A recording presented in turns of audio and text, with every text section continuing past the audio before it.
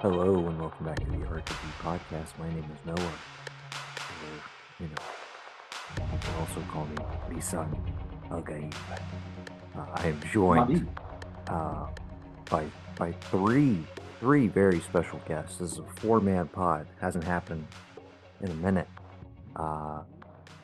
We have returning from the previous episode, our 2x2 retro review, Buddy.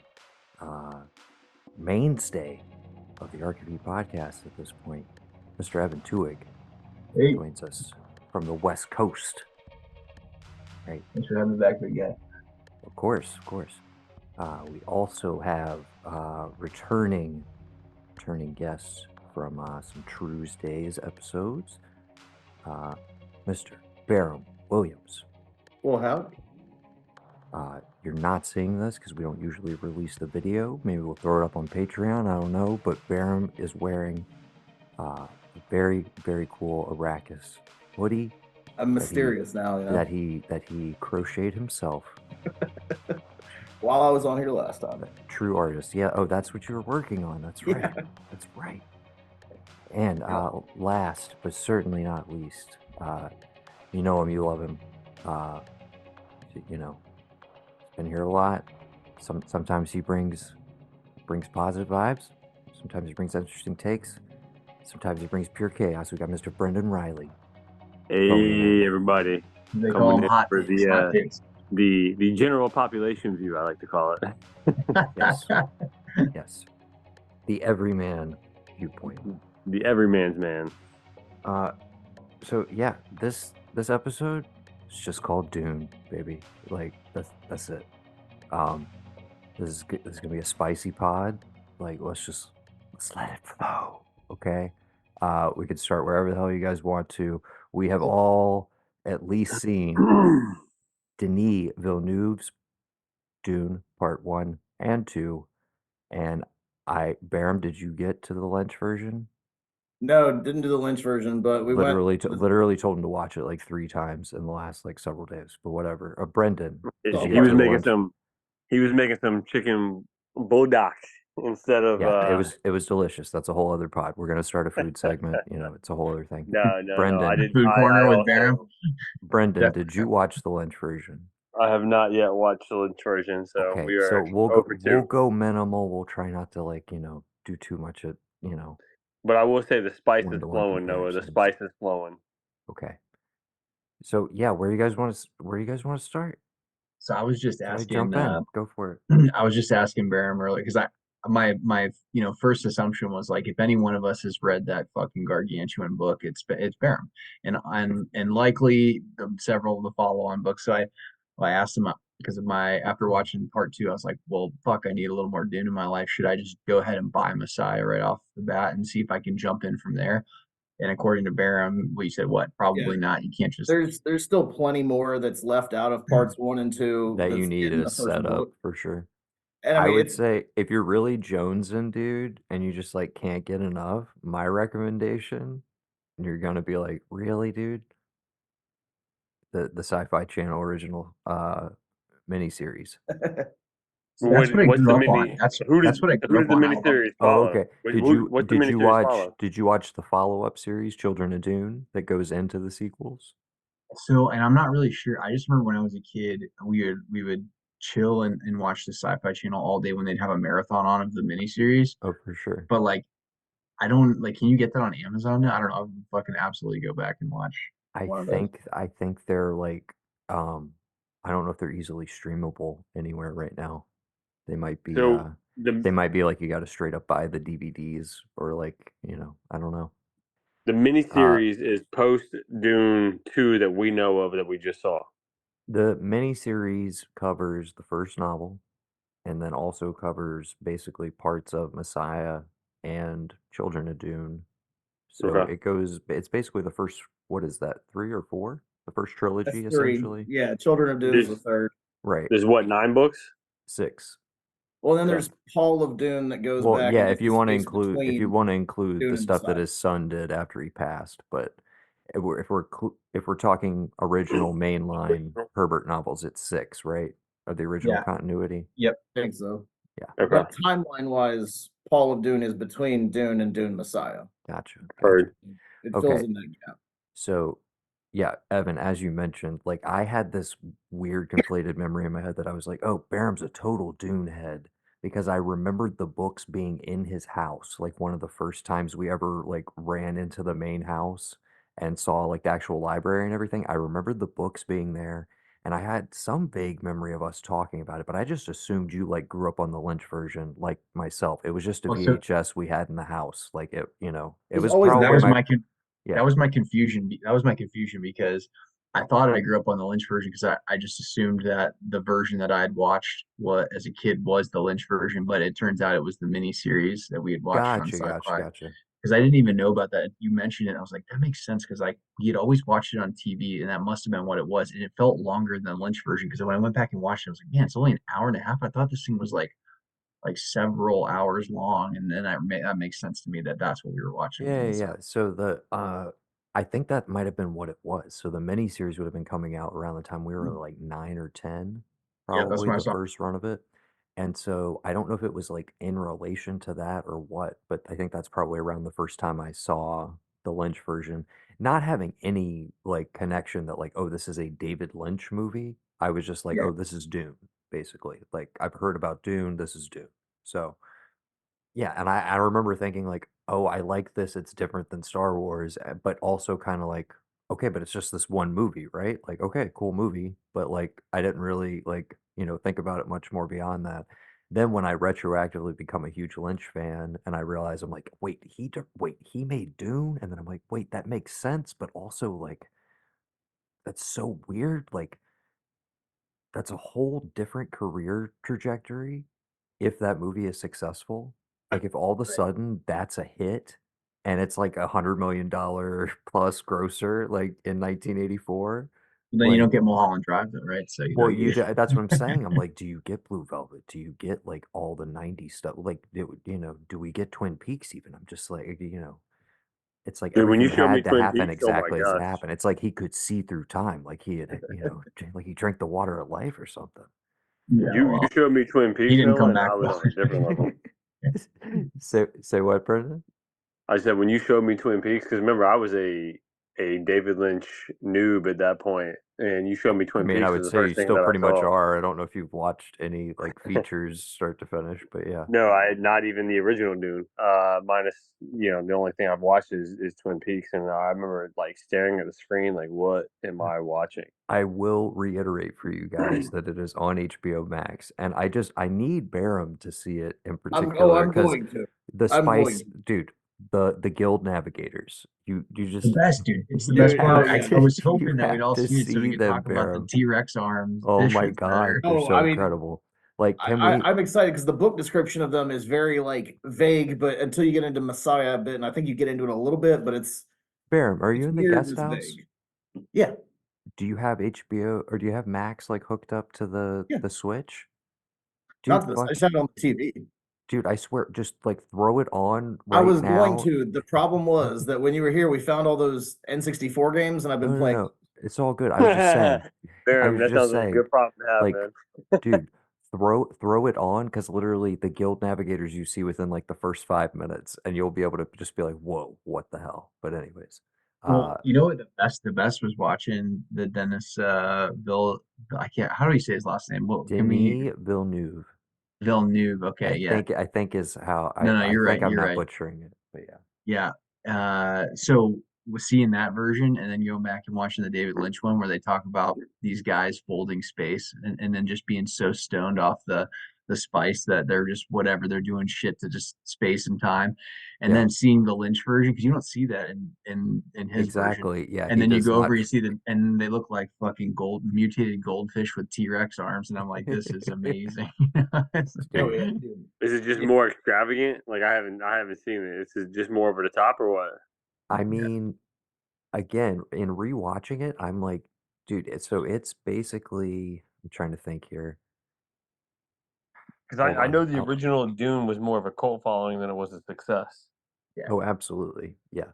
The thing I wanted to look up in relation to this, hold on, is yes, And okay. cult So followings are it's pretty 2 fun years too. removed. it's 2 years removed from Blade Runner, but I think like that's the closest thing, honestly, you can look at aesthetically, especially like the way the Harkonnens are represented, all the Geedy Prime shit, like the very like Yeah, I love that. industrial, Hey, you, gaseous, like dark, brooding. Again, Just the bear face, like you the guys, metal face you of gotta it. see it, but it's like it's in that realm of like first Blade Runner vibes in that aspect, but then you have like a completely different aesthetic in terms of the way like Kaladin's represented and all this different stuff. I love the look of it. I think the sets are incredible, the production design and everything, but like admittedly, the story is just on like absolute fast forward. It's like 2x fast forward. oh yeah, The like whole when you movie told me is it was an just hour and a half, that's an no. insane amount Oh of time. no. It's 2 hours 17 minutes. What is this? The original Dune? The David Yeah. Lynch version, yeah. It's 2 hours 17 The minutes. last 30 minutes, actually, the entire part two. That's what it is. Yes. The last 30 Basically minutes. the Fucking last bananas. 40 to 45 minutes is all of Denis Villeneuve's part 2. Crazy. And then Like they 'Cause turn into it's a so funny 3-hour because movie. if you watch the first hour 45 of it, you're like, this is very fucking close to part one. and it's This is good. very fucking, and it's And really in my good. It's opinion, really it's good. really fucking good. You got It's great really good. character So actors, like does it just fall off at the end then, or what? Oh yeah. yeah. You definitely all of a sudden Dude, feel the Evan's fact face. that he did not have final cut. That's basically the studio coming in. Literally I've watched so many clips of him talking about it because it's like a sore spot for him. But anyways, he's like the reason it's 2 hours and 17 minutes is because that's exactly as long as they would allow it to be so that they would not lose any screenings like in the theaters. They're like that's the perfect turnover time to be able to put the maximum amount of screenings in a day. Like that's as much as Yeah. we'll give you basically. And it's You like needed Sure. 30 that's moments. that's how studio mandated it is. It's like, yeah, exactly. The 3 hour version, Lynch version, Gonna be awesome. Yeah. I think and it would be Oh, inarguably are they like gonna we'd be release that or talking about no? it as like a sci-fi masterpiece. He says it doesn't exist. He says he never got to like he was prevented from like shooting all of it and like even having a final edit. Like some footage does exist that could be added back in, but he's like it's all tainted essentially because it was never he was like he started compromising in the like pre-production phase because of the That budget sucks. and like all sorts of other stuff. Yeah. And that's What And I why and he loved, base but again, because he had such a terrible experience with that, it's like that's why he became fully like the dude he did. And like basically everybody became the kind of dude, kind of like the Coens, where it's like they just did their own thing forever and people came to them. They never really like, started like trying to do a different type of movie or anything like that. It's just The eventually people Coens, got on their wavelength. And it's like yeah. he just kind of that's the trajectory is like he goes and does Blue Velvet, and like a few years later, he makes, that's enough for ABC to be like, yeah, give us a television show with your vibe, and it becomes like the biggest thing in the world for a year, and then it disappears. But anyways, that's a whole other so Interesting. podcast. what's interesting about the first hour 45 of that movie, and you compare that to part one, like I feel very much that they're not shot for shot. I wouldn't say that, go so far as to say that, but like because I still like Villeneuve's like version a little better because it's just a more detailed. Obviously, it looks amazing, and it just kind of goes a little deeper into the lore and stuff and world building, and but if you compare that to the first hour 45 of Dave Lynch's, like they're not fucking far off. Like they're pretty fucking close. Oh And so yeah. you watched the David Lynch version? Oh yeah. I'd seen it before You and too. I just talked about that like what, like a week or two ago?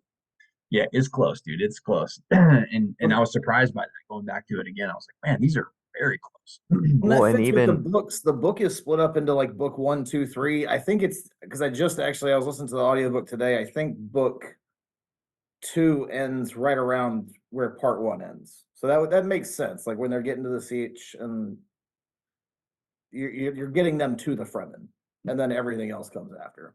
yeah. When does book one ends at where part two ends, right? Well, I mean, this is within the first book. It's divided into book 1, 2, 3. Oh, and So okay, got it. yeah, so Okay, I within did not that, understand what you were saying there. Okay, got understood. yeah, Okay. within the first Dune, it's divided up into Well, because it books. spans multiple years, right? Yeah. Which So you the d first which you still, two, I would say, even in the Denny version, you don't fully get. I mean, you only get it in the Lynch version because Virginia Madsen tells you in voiceover, like, for 2 years, they fought the Fremen in the desert, and you're just like, okay, well, they okay. changed it because she's got the baby. She's been pregnant since they arrived on Arrakis. We're now talking about the Denny version The with new Yes. one, yeah. yes, I'm gonna Rebecca Ferguson's Lady Jessica, yes, with the I'm gonna unborn baby, which we now have revealed in part 2 will be Anya Girl from Taylor-Joy. Queen's Gambit. Yeah, what's her name? Yes. I'm Okay. gonna interject here for a Please second do. for the common person because there is a lot of going back and forth from the David Lynch version and the newer edition and the That's why one I said we movie. can kind of eliminate that sort of talk because again, Barham And I hasn't just seen it Well, either. I yeah, just sorry about that. for Yeah. those that are listening and they're like, what am I getting into? Am I gonna get lost? Yeah, the I just episode's want you to called know, Dune, like bro. Like it is they know what they're getting into. God. well, all right. So say that there's somebody's significant other that doesn't know what the f- is going on, right? It's not really like that difficult to follow once you get into it. The bouncing back and forth that we're doing currently, like if you saw one, you saw two, it's not really that difficult to like jump in and appreciate the movie, understand what you're watching, and understand what they're trying to do. Right. You It don't. Oh is yeah, especially even in the case of like just literally jumping into part 2, I think you could yeah, enjoy it as a theatrical experience, not without a without the doubt. context of part 1, but it's definitely going to make you want to like go watch part 1. And Well, I it's told like, you that the other day, why actually. would you not want to watch it as prep? But honestly, it is the thing I think people could sell somebody on is just like, I hey, this is what told we're going to do, and like maybe if they even missed the first one, they'd still they you could have a good time in part 2. I don't sure, feel like it's sure. totally like alienating. It's I well communicated. God. I told you and Evan this recently within the past week where I was like, dude, like I watched two with you and we had a blast and I hadn't seen one in a minute since I think you and I saw it in theaters, Noah. All of And I us went went back together. Yeah, yeah. and oh yeah, he did say that. Yeah, all right. So After okay. brunch, yeah. We all went and watched one together, how many ever years ago it was. Noah and I watched two a couple weeks ago and I watched number one again 2 days later and I'll be honest. I don't know how many movie sets can do this, but I watched number two and went back and watched number one. And number two shed a lot of light on number one and actually made it more enjoyable the second time around. I actually enjoyed number one more the second time around after watching number two. So here I'll give you another example of kind of so similar but different way. So first time we saw it, I walked out of there going, for real, like that's it.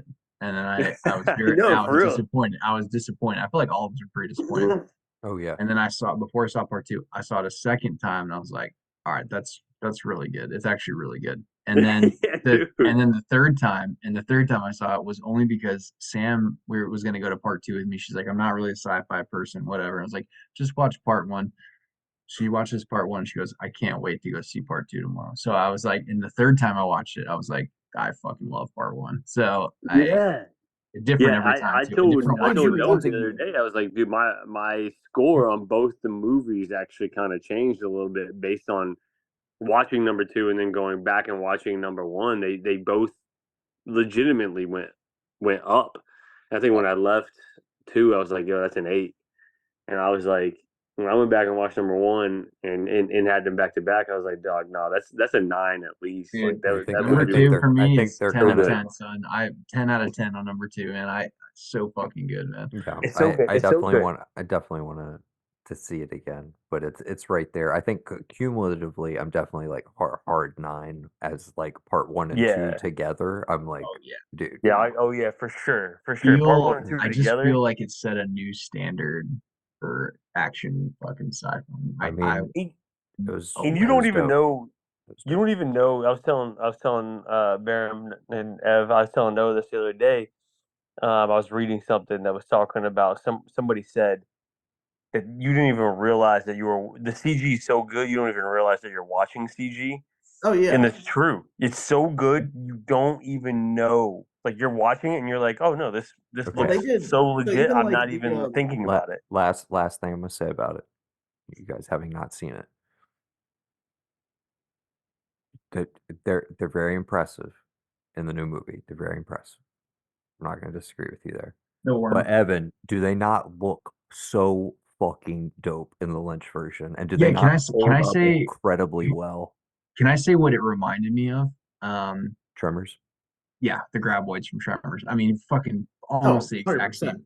Yeah, yeah. If you watch the David Lynch version, I love Tremors. I've seen Tremors like fucking 10 It's times. fucking classic, bro. Yeah, and but anyway, so yeah, it reminds me of Tremors a lot. But yeah, they look Is great. that They still look that's great. Kevin Bacon, right? Yeah, Yes. yeah, so Indeed. One good. other thing on Or- like the CG though, I want to say was like even some of it they did like the arena scene with Fade Ralpha.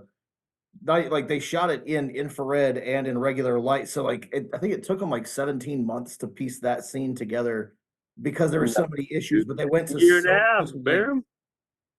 So what? That's a year and a half. I know, it's I insane. mean, But yeah. apparently, even like the costuming, like the infrared gave them problems with like what was supposed to be reading as black on screen, not reading. But they went to like insane lengths to get these really awesome shots. Yeah, Like that black and white world, like that whole Awesome. sequence is one of my favorite Awesome. parts of part two. It's just fucking Dude. amazing. the Yeah. fading between it. Austin Butler crushes it, man. Yeah, dude, he's great.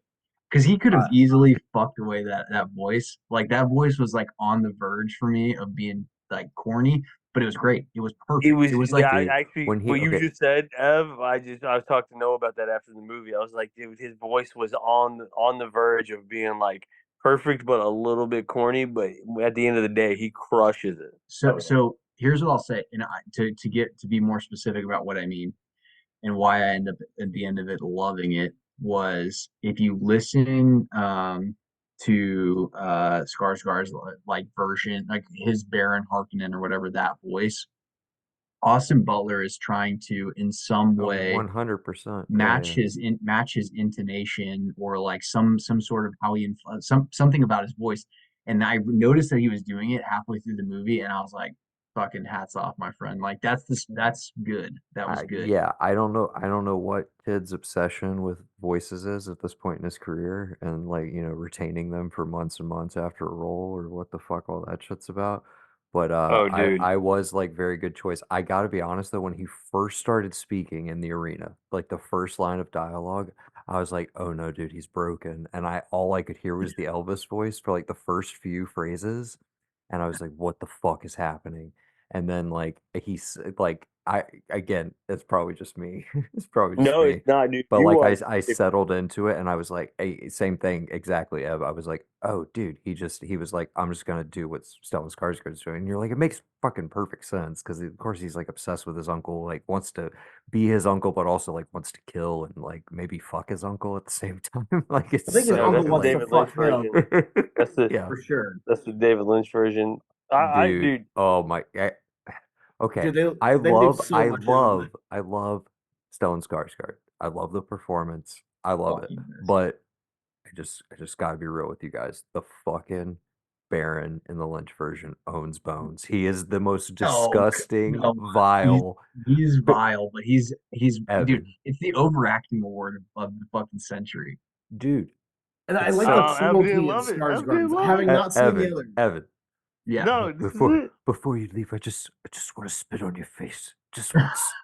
Just a I mean little that was spittle on disturbing. your That head. was disturbing. Dude, But I exactly, dude. He's so grimy and terrifying. What I love about the way the Harkonnens are presented in the Lynch version is they're so bad, dude. They're bad, tough They are in the customers. They're books, but it's gross, more they're subtle. grimy, oh, dude, they're so Like in the books, it's despicable. more of a you hear him thinking about like little boys' bodies, and you hear him describing like tender young boy bodies in his like inner monologue. Like it's little bits and pieces. It makes you feel super uncomfortable about him and repulsed by him. But it's not that he is outwardly, I mean, he's grotesque, but he's not There's outwardly being hints. There's vile. about as hinty as they can be about that stuff, Barham, in the Lynch version in a PG-13 movie from the yeah, 80s, but it's there is. there. It's definitely there. Dude, there's a piece that I just read in the where he's thinking about Paul Atreides, and he's just like, oh, such a shame to waste that tender young body, and it's so They don't put that in the Dude, new movie. That's yeah, for I was gonna sure. say maybe I want a little more of Stellan Skarsgård like I'm, monologuing about Chalamet in dude, I that don't know. Yeah. vein. That would have been to me. It would have just served no It would purpose. it would have did taken nothing you out for of the anybody. it would have taken you out of the moment. Dude, it's the ultimate. It's like when you start talking about like like Stephen King. They're doing the It adaptation. Oh, they're Oh, doing it in 2 parts. Oh, okay. Are they gonna put that fucking kid orgy scene in there? Oh, No fucking way, no, right? And then fucking first off, and then like literally millions of people are like, "There's a kid orgy in that." It's like, yeah, most famous novels you've ever heard of, and then there's a film adaptation of them. They Pretty cut effed out up. all the fucking weird shit, by yeah. the way. Yeah. They make it as palatable as possible for mainstream audiences. But of course, Dune, like what's been so fascinating is to hear people like, either reading them actively or just like going down the Wikipedia rabbit hole like I have done, where it's like where these go, where the oh yeah, story goes long term. And Oh, it's dude, just it gets like, nuts. dude, trust me, Denny, he has to stop after Messiah. There's no way he like has any interest or would even attempt to adapt some of like fucking God Emperor and where all of this stuff goes, dude. Dude, There's oh no yeah, way. I no. think he has like a 3-part trilogy in mind that can Yeah. like maybe even go in its own direction because of some of those changes from the book. Maybe Barham, But you like can But they speak to own the Messiah, those a rights little to bit do so that? more. Messiah ends at a good Oh, point to end a trilogy. The okay. second book ends at a great spot to end a trilogy.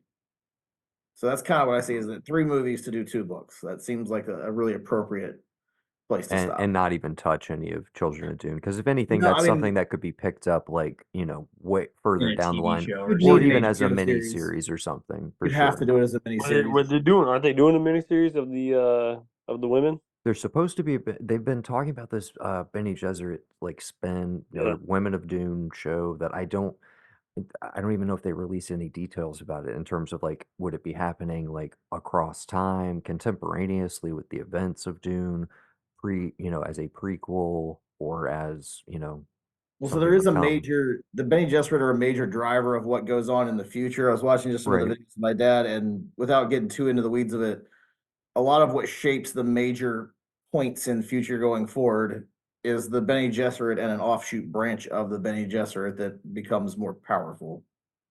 So Well, like they are the major shapers of things still going forward, but that's after I believe the second Paul turns himself into a sandworm to fully embody this like God Emperor thing. It gets fucking weird. Yeah, so that what? Yeah, oh yeah, there's the a second worm Paul there. is Leto, right? Like uh Oh yeah, it's Leto. It is Leto. right, Not right, right. But yeah. that's Paul's son, Leto. So Yes, Leto. In Children of Dune, that's James We McAvoy lost in the Brendan when he's miniseries. turning himself into a worm. That's Yeah, it. okay. What?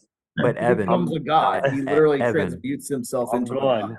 Evan, this is how you'd know if you'd seen it. So in the miniseries, in the Children of Doom miniseries, James McAvoy plays Leto, the son. Okay.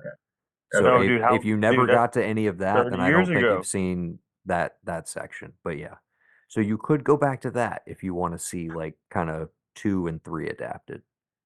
But it's I probably I don't know how it's gonna age, I'm dude. I'm I gonna don't know. wait because yeah, Villeneuve his version. I think we talked about this before, but the whole fucking the meta story of like the whole he's got the cycle down perfectly, the fucking death and rebirth and everything. I'm like, he nails the fucking structure of that.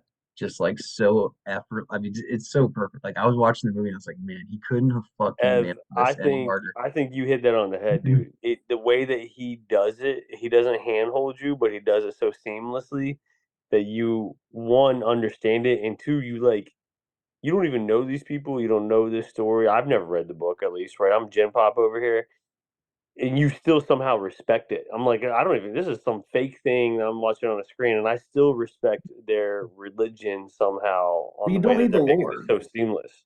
You Huh? don't That's need what the I'm lore. saying. You It's can like the follow it without the lore. it's an archetypal story. It's the same. They do the same thing in Batman, right? So, but they take 3 movies to do it in Batman, right? The whole death and rebirth thing Yeah. happens in the first Batman, but then at the very end, he has to like sacrifice himself, right? But he's still alive. We see him in Europe, the whole thing. But that happens throughout the course of 3 movies, and he fucking closes that loop somehow in the second movie, but still somehow leaves the door open for the third part, which like I can't fucking wait, dude. I don't know. And well, and you get the smaller Let me to version talk because all they spell it out within the whole like you drink it, you die, but you might Yeah. see. So there's that whole Yeah. like So everything the small is I'm the same as the big. And I'm curious, No, that's like it. Ev, have you read much further into like where No, things go? that's why. So no. So that's why I asked Barham. I was like, hey man, I literally went to the bookstore today to pick up Messiah, and I stopped because I was reading the foreword, and it basically said that it was it was released in segments as like a sci-fi, almost editorial, not editorial, but like a piece by piece episodic, and they said I it was think hated, and I was Yeah, like, so oh shit, I think all of them, like even the original novel, it originally was published in sections in like a sci-fi mag, and then eventually yeah, that like publisher collected it together, released the first one, and then it became like this massive thing, and then it was like, oh shit, more and more of these. But I think, yeah, the reason it's so hated is part of what I think Denis is so interested in doing, which is it seems like it's this traditional hero's journey narrative, yeah, but and he's it's supposedly absolutely not. It's right because like so all there's of that yeah, is written in reaction to Frank Herbert going like, "Oh, people don't really see like what I'm going for with this character, so I'm going to be he very alludes to it explicit perfectly. about it." It's No, he very alludes much to But it when you say perfectly this in character, you're part talking one about and Paul part Atreides, two. right?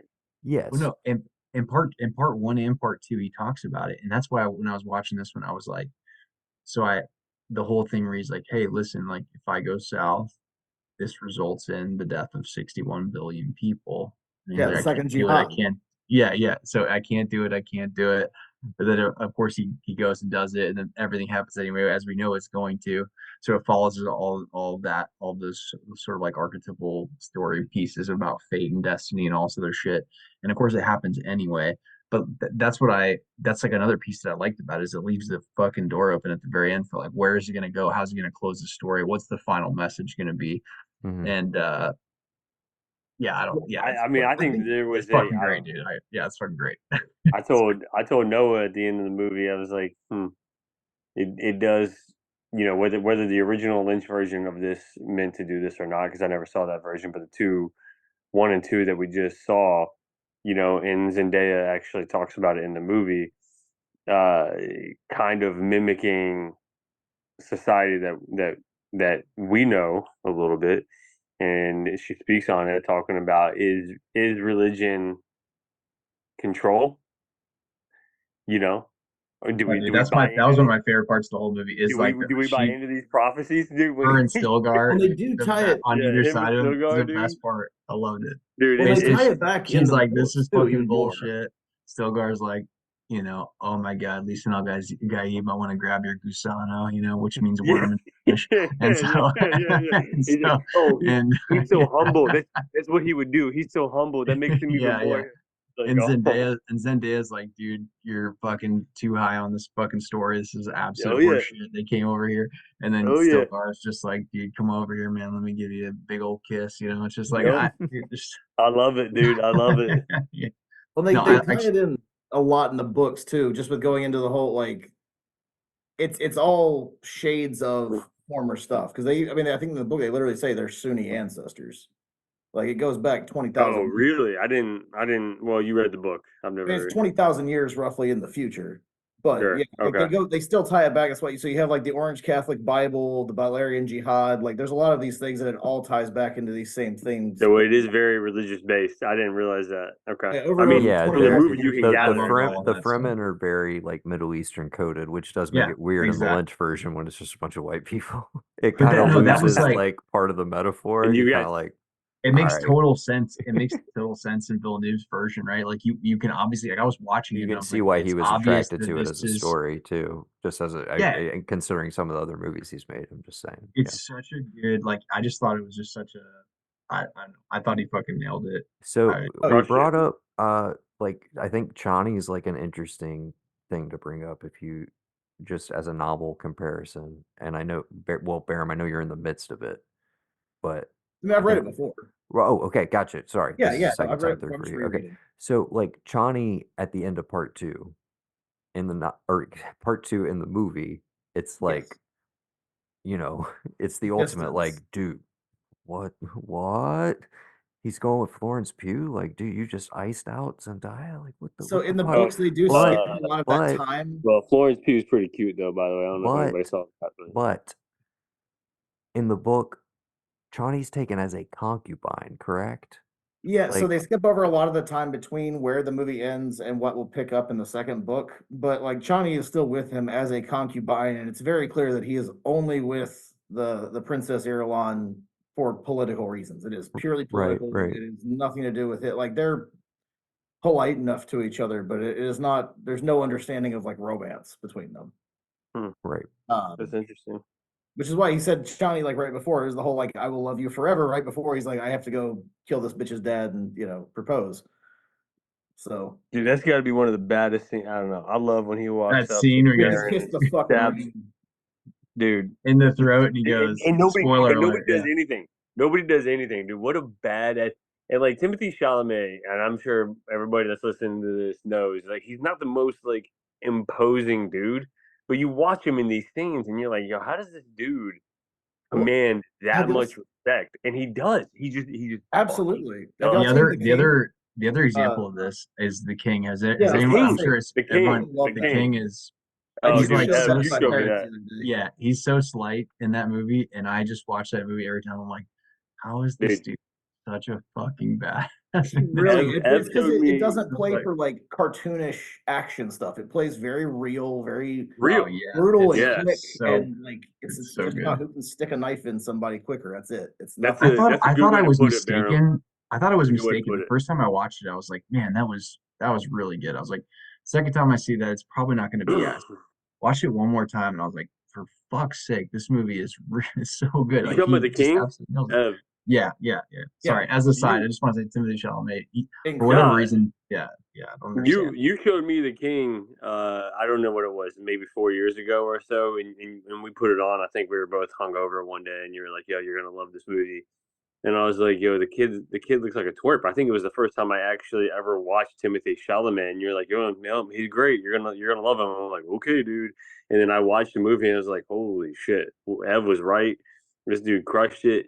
He doesn't look assuming at all, but he like you believe every bit of it. And I think one, like you said, it was great, and two, like Barham said, it's because it's like it's real. It's not like some BS thing. It's like, yo, who's the first person to get stabbed, and you believe him when he does this shit, and it's So I don't know, it's so good, man. I'd heard that for the Dune stuff, I'd heard that since they're still closing out the screenwriting and the script right now and everything, that it may actually take a handful of years, and he'll do some different projects between now and when they actually do the part three if it gets greenlit or whatever, which I think is going to be awesome because what people tend to do when they hit their 30s and 40s is they start putting on weight and they start looking more like grown-ups and stuff. Lucky And I he's think skinny. and I think that he's gonna no, I think he's gonna do a Leonardo DiCaprio thing, right? So like, if you go back and see Leonardo DiCaprio in the Titanic or whatever, he's like very slight and skinny, and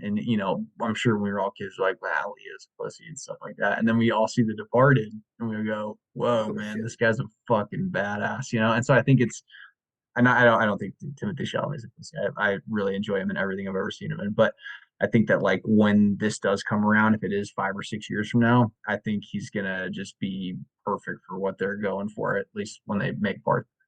They That's need to sure. because I somehow he think it's a looks fair younger point. in Dune than he does in The King. I believe him as being like 17, 18 in The King. In Dune, I fully buy him as a 15, 16-year-old. Like I know he's Oh, is I that would what the say age is like supposed to be? Is the age supposed to be 15 or I 16? would say 15, I did 20. not know that. At When the he he's very supposed to be starts, I 15. mean, by the time you're getting the end of part two, he's supposed to be like 17 or 18, right? Yeah, There's because Okay. it's a multiple, couple years at there's least. like years in the desert basically. But again, we're kind of like There's that Well, point. time they is a changed it flat because in circle, dude. Villeneuve's Especially when you can like see straight through it and beyond it. Like There's we the we can point. just play with time however we want to. Yeah, they were in the Noah. desert for like 2 years in these movies. but not in No. Villeneuve's because that you have the timeline of the pregnancy. I know. Again, yeah, So it all tracks. Well, see, they get around it in. Well, is it canonical in the book that like when is it Alia? What's her name? yeah, The Alia. sister. When Alia is born, doesn't she like grow rapidly because of the Yes, water of life? very, very because she's some kind of untold heretical. Like they were trying to make the Dude, Kwisatz Haderach, she which was crazy in itself, and they accidentally like that was I love that movie. Just that what have we done? Like that. Oh fuck. Dude, there's a shot of her at the end of the Lynch version, which is almost like this oblique reference to like where things will go with that character that I was like, dude, I feel like this was like a throwaway. Not that they ever thought there was going to be a sequel to that movie, but there's a single shot of her that I was just like, oh my God, it's terrifying, Barham. You'll know it when you see it. It's So great. Yeah, she's an interesting one, and also just because like she really plays more into that, like people are fucking terrified of her because like the Queen's on Dude, Rock was like she's this thing they were waiting for. She's something else entirely and far more fucking powerful and dangerous in her own way. yeah, she Which gets actually, I the mean, not to spoil too much of anything, but the whole Paul killing the Baron thing is a very different thing if you involve the child, like in the mm, books. mhm. I don't it want to say happens too much if you're differently. going to read it, but it goes that whole thing plays out much differently because of Alia. Oh, And dude, in the Lynch version, I would argue the Baron's death is even more epic and oh wait, satisfying so Her in in head on the the the plate. Lynch does she Her head version. on kill the him in the plate. Lynch? Hmm. Okay, yeah. Dude, Not it a is spoiler is then, but it's fucking brutal. It's so good, and she's like smiling while she does it. I love it. It's so good. Dude, I'll have to go back and. All right, no, I'll go watch it, dude. It's I wish I had watched it for it's the a rest. great movie, dude. Again, you just have to recognize the fact that like Yeah, but you I get can't that tell me this that is it's just great if it was a cult plot. It following. doesn't really have any it gets to get into a little bit dude, it's a total vibes movie. That's the one thing All it right. has. It's just vibes for days, and it gets a little bit of that just like that Frank Herbert, I did a lot of mushrooms, like, and then I fucking just started cooking up all this shit. It gets at the root of that, which is like, just dude, expand your fucking consciousness. The spice, man, the spice. Mhm. It gets at that in a way that I don't think, honestly, the Denny version ever fully gets to because it's like it's a little more not self. I don't mean self-serious grounded. in a It's bad grounded. way, Yeah, no, but I think yeah, that's a it's a good way to little put it. more it like, Mhm. and it does have these like conceits in that I'm amazed he's able to pull off. Like the fact that he still does the voice and a lot of like the internal monologue and the like talking to the fetus and like even going inside and like seeing, Alia in the womb and stuff like that. Like the fact that he goes for it on that level, I'm like, to me, again, I'm just impressed by like the weirdness of the inherent weirdness of Dune that he is like throwing into a big $200 million like, you know, early summer blockbuster, what was supposed to be a fall blockbuster. You're supposed to get it last year, but like, you know, I'm genuinely impressed by that, that he's retaining like, no, these fucking books are weird. They are otherworldly. And there are times, particularly like in part one, dude. I mean, Evan, you brought it up, dude. The Sardaukar, the chant, when you just get the cutaway to the planet and they're Well, prepping and like they're It's putting, so awesome. It's so it's like just he and you're so like, where am I right now? Like this is so cool. They're, when And they have Evan, the The I David people, Lynch it's like an version. Aztec. It's like an what Aztecs or what was it's Aztecs, right? That would pull people's hearts out of their chests while yeah. they were yeah, so whatever. So whatever the case, it's like that, but they're on the temple, they're bleeding, and they're basically they're doing like a it's like a perversion of like an Ash Wednesday thing from Catholicism where they instead of doing ashes, they're doing blood. I'm like, this is the most badass thing Well, and I've the cool ever thing seen. is that's all from the movie. None of that's in the books. Like, there's actually super little about the Sardaukar ever written in the books, like in specifics. Yeah. So I even looked up to see if there was later. That's all just his vision. Yeah, Or but that's what I mean. Like it's he so good. to me he had, to yeah. me he's top five hands down right now. But also, that's why, like, Current if you want to guys, read the I book, mean, oh, But of the past decade, Sicario, fucking I anyway, I think oh no, he's I Dude, think its track record's rival, Sicario was I think its dirty. track record's rival. incredibly strong. I was saying if we're giving the caveat of like big capital A, you know, broad cinematic filmmakers, like the big guns on that level, I absolutely agree. In terms of my personal favorites, I don't know if I'm Oh necessarily like yeah, he's yeah, no, top no. I five. meant But no, in terms of the guys that I'm like, there's only a few guys that can do this. It's like, yeah, it's him, it's Nolan. I would say now it's Jordan Peele after Nope, like in yep, terms of scale. yeah. Um, but Michael Bay obviously hasn't gone anywhere, you know.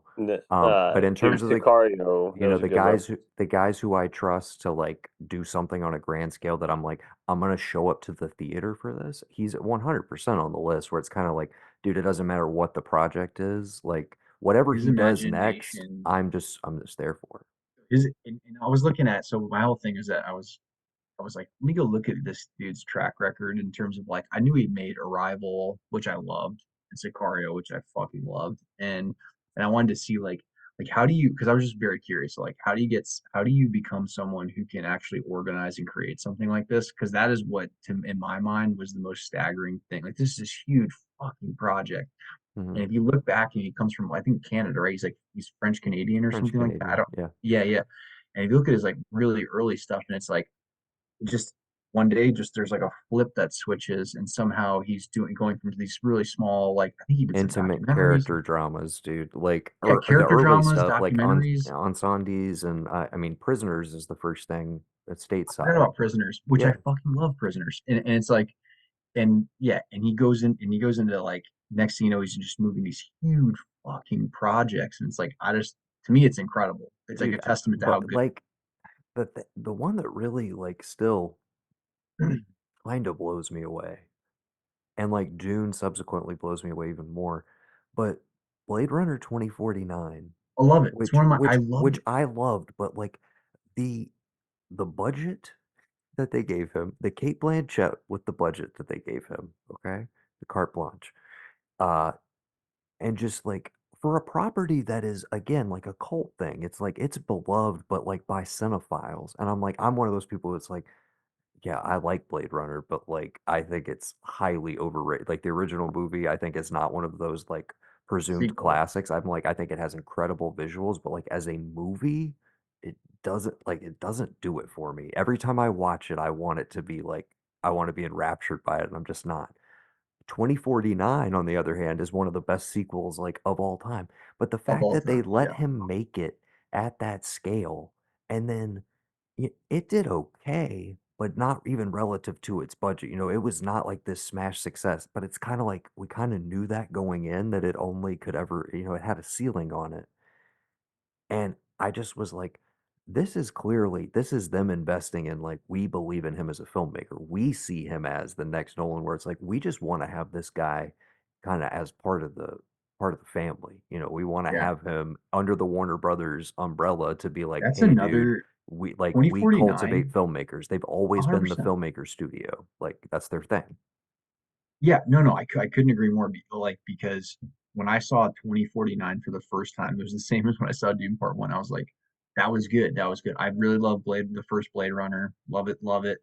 And then I was like, I love Ryan Gosling. I'm gonna go see this, see that. I'm like, all right, it's good. The second time I saw it, I was like, I actually don't just like this. I fucking love this movie.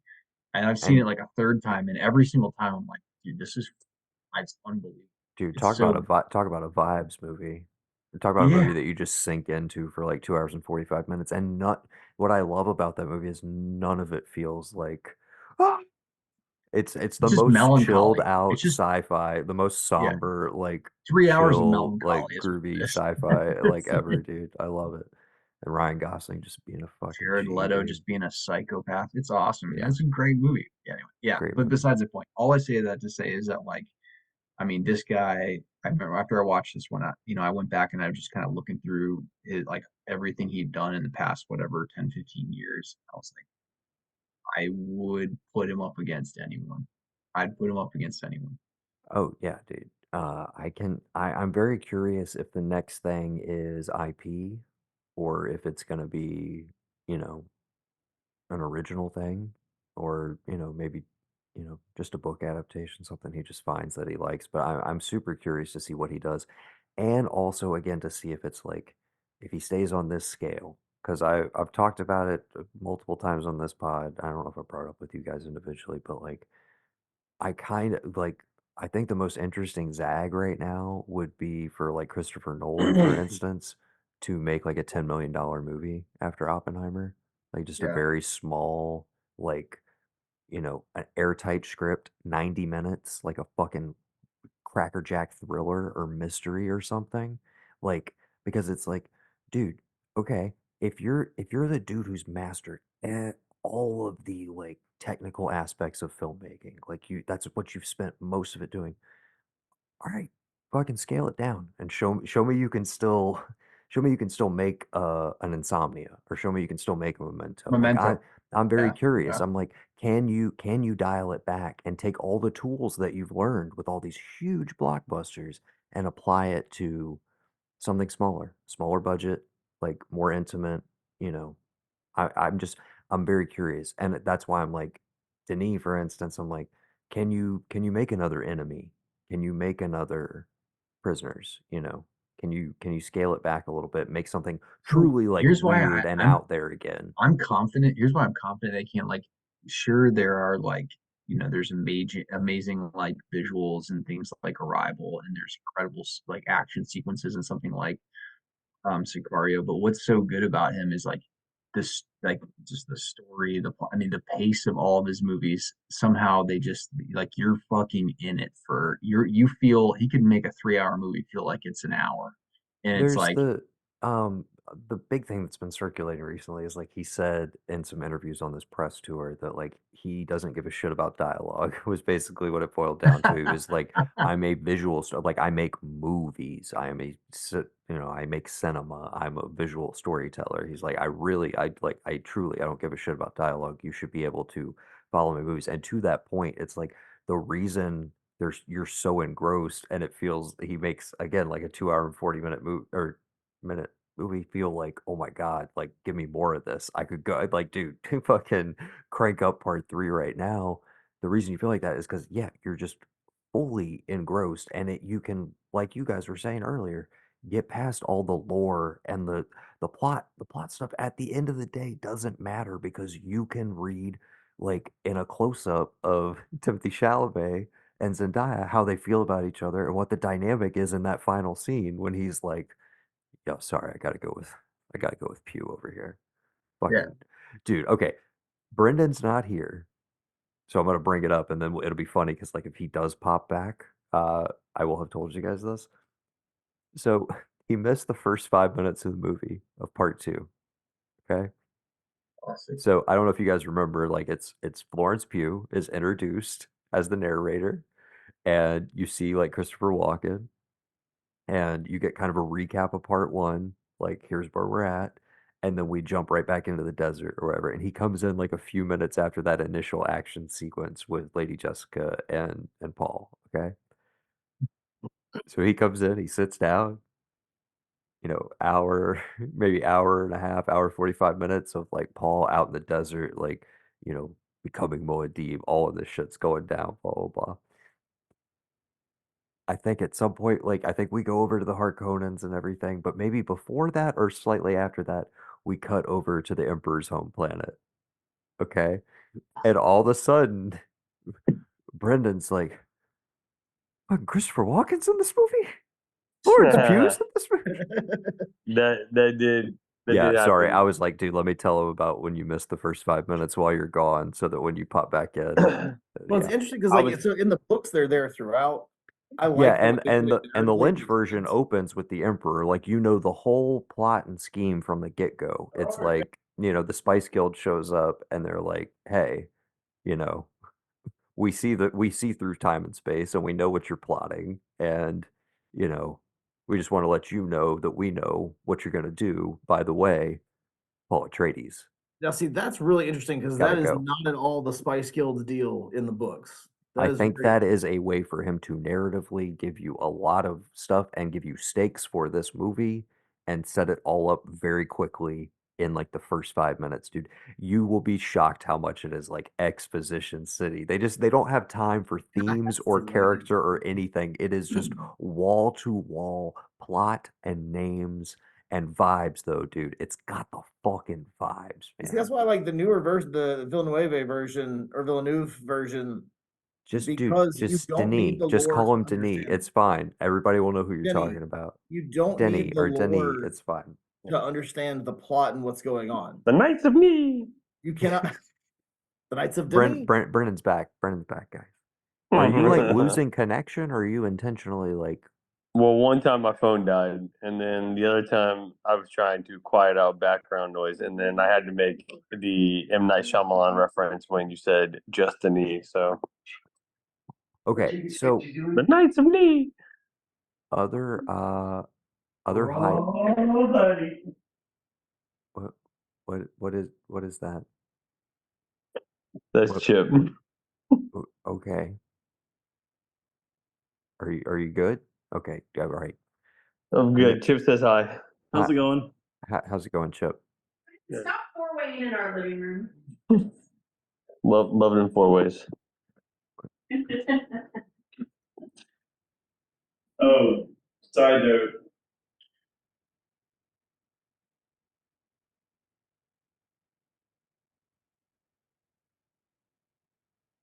Okay, I think Brendan is muted. Thank God. Okay. Uh, so yeah, guys, I mean, that's what everybody wants to talk about is part two. Like other highlights, dude. What I loved coming in as a fan of the Lynch movie was I know all of the back half is what we're gonna get to like finally sit down and just dwell in. So I love that like we got like an hour and 45 minutes just in the desert with the Fremen, with some worms, just building relationships, getting to know Chani, which again is so fun. Like, I do have a very Barham, I interesting need note you on to see Chani. it because it's a montage in the Lynch movie, and it's like we're in love, and that's that. You're just like, all right, So there I were guess they're in a love couple now. interesting notes just about Chani in the book differences. So you remember Liet Kynes from the first movie? Yes, male Uh, or male or female in the book. Male in the book, but irrelevant to this point, which is that was Chani's father in the book.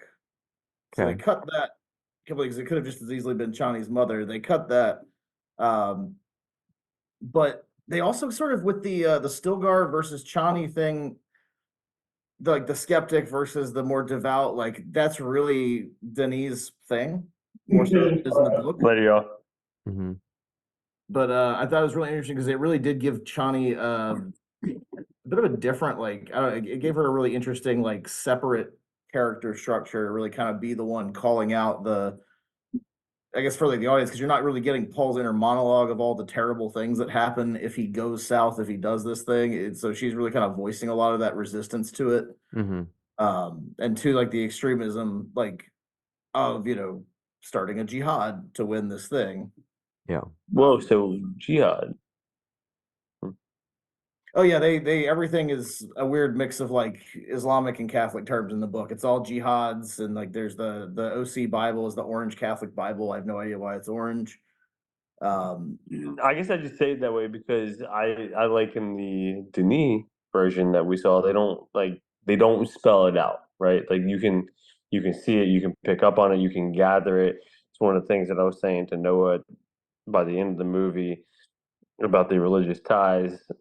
But it sounds like in the books at least that they actually draw on it specifically. They do, but it's less of any one religion because it's really very much set up as you have 20,000 years of human evolution, which is one of the things where you talk about like the interesting, all the esoteric weirdness of the book playing Yeah. on the movie screen is that in the books, it's more spelled out that there has been about 10,000 years since the Butlerian Jihad, which is where like AI and computers basically almost wiped out all of humanity. There was that jihad that was ended. That's why they have no high end computers.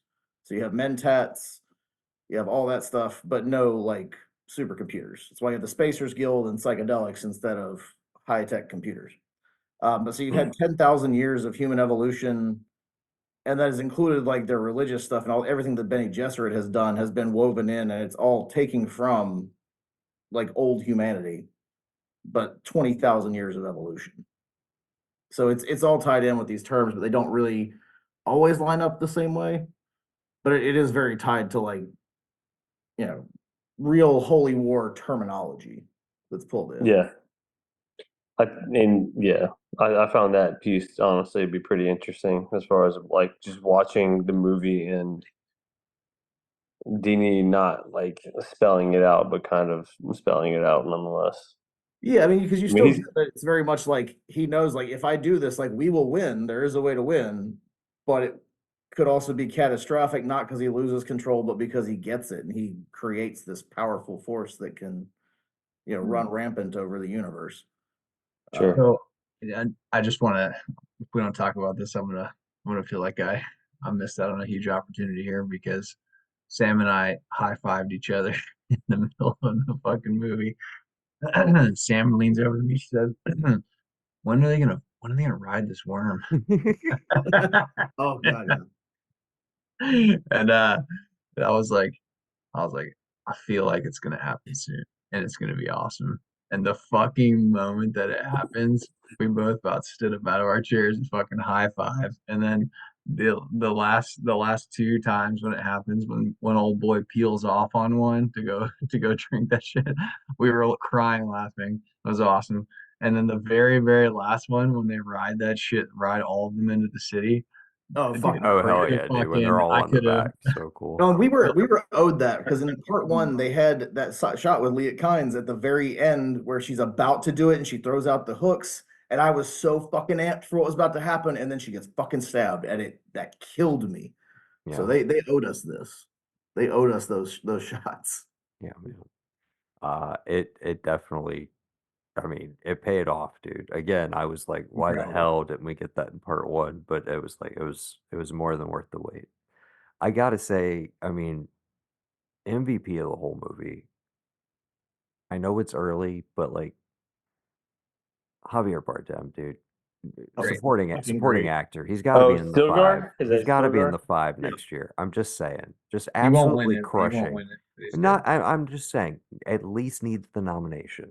Like sight unseen for most of the year. Like I don't know what's coming, but I'm just like an all timer, just like crowd, not a crowd pleasing, a crowd crushing, rousing performance, dude. Every time he was just like, Lisa Al as it is written. Like every single time, dude. Dude, I People had the thought were there for it, dude. when he He's does the so whole like humble. he's He's so like, humble. It's even more proof. I could not help it's myself. I was even, like, this is yeah, Life of yeah, Brian. yeah. It's that Comedy. scene from Life of Brian where he's just like, well, then I am the Messiah. And they're like, of course he is. No, I'm not. See how humble?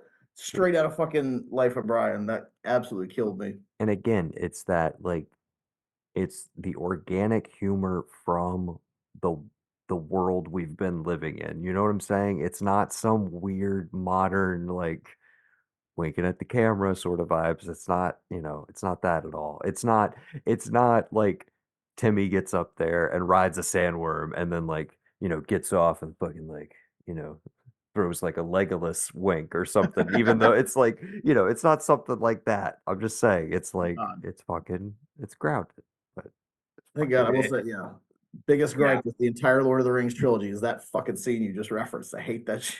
Oh, exactly, dude. That's the ultimate like fan servicey like, oh, we just got to give him something to do. We got to give a moment in the theater where it's just like I'm like I'm sitting there I'm like, dude, I mean, I definitely I struggled through these books, but I did it and I don't think I ever remember J.R.R. Tolkien going and Legolas Surfed down the trunk power of an slides down the trunk of the Elefantante after slaying all 30 men atop it. Like I'm pretty sure he never wrote that. I'm pretty sure also like Legolas and Gimli are not like keeping count of how many kills they had. Like They that only counts do, as one.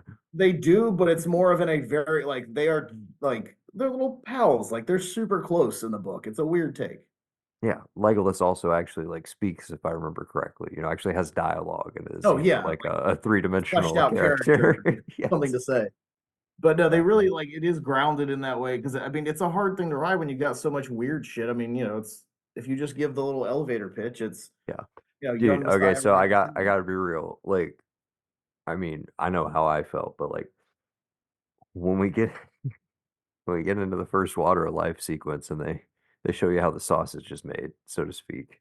I mean, how aware were you guys of that and what'd you think? Oh, it's Evan, awesome. Brendan, I need Dude, comments. the thing that actually that I just was like in the movie there, I was like, get the fuck out of here, was how short that lady was that that thing Oh got yeah. out of the sand. Oh I was like, yes, oh my God. She stood next to someone else and was like, she's like 3 feet tall. Yeah, And you're I like she didn't spent half realize her that. life hunched over, snatching Yeah, yeah, yeah. worms. Well, So I her don't know why spine's that like like a curve. Yeah. seeing the scale of it, I was like, oh, that was shocking. I don't know. well, so that in the book, I actually just read that part today. It's fairly early on, like it's in the middle of the book. But yeah, like she sees it when she drinks it, she gets all the prescience and the knowledge of how like humanity found these things that then helped elevate their conscience or their consciousness and Yeah.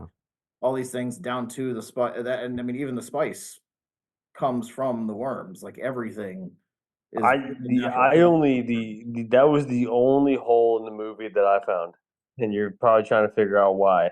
And it's like if if we try to relate this to what we know of, if you raise and train an animal, then you are able to recall the training, but then all of a sudden now you have to use specific machines, and then people are actually worried about whether they're going to get eaten by the worms or not. So you're telling me that you raise these worms in captivity in closeness and they become your friends, but then you're afraid they're going to eat you Only if some. They they're don't. your They The yeah. pet. They wild, don't. they're wild.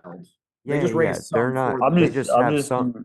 Yeah, yeah. No, they have some in that captive state for the Very purposes young. of the water of life, but it's not like okay. they're not Yeah, they're So no. they The call worms are That the was legit the worms. only gap that I found in the movie where I It's not was a like, gap. Called yo, picking nits, Yeah. picking nits. No, It's from but Bill it's. Simmons. I'm From just Bill saying, Simmons. bro. Yeah, exactly.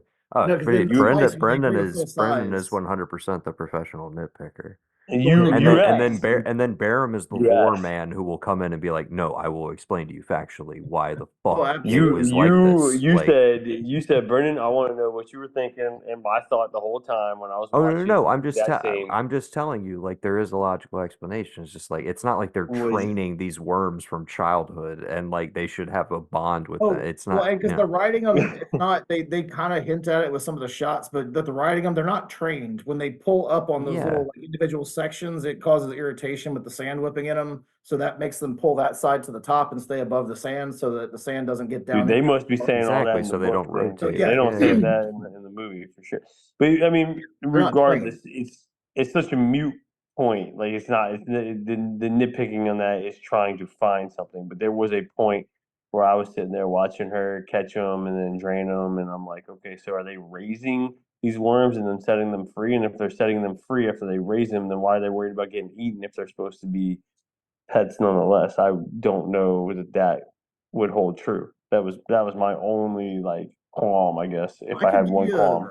I can give you a nit that I would pick on that similar thing as far as like why show that because they were doing the sandwalk thing so they're not heard by the worms.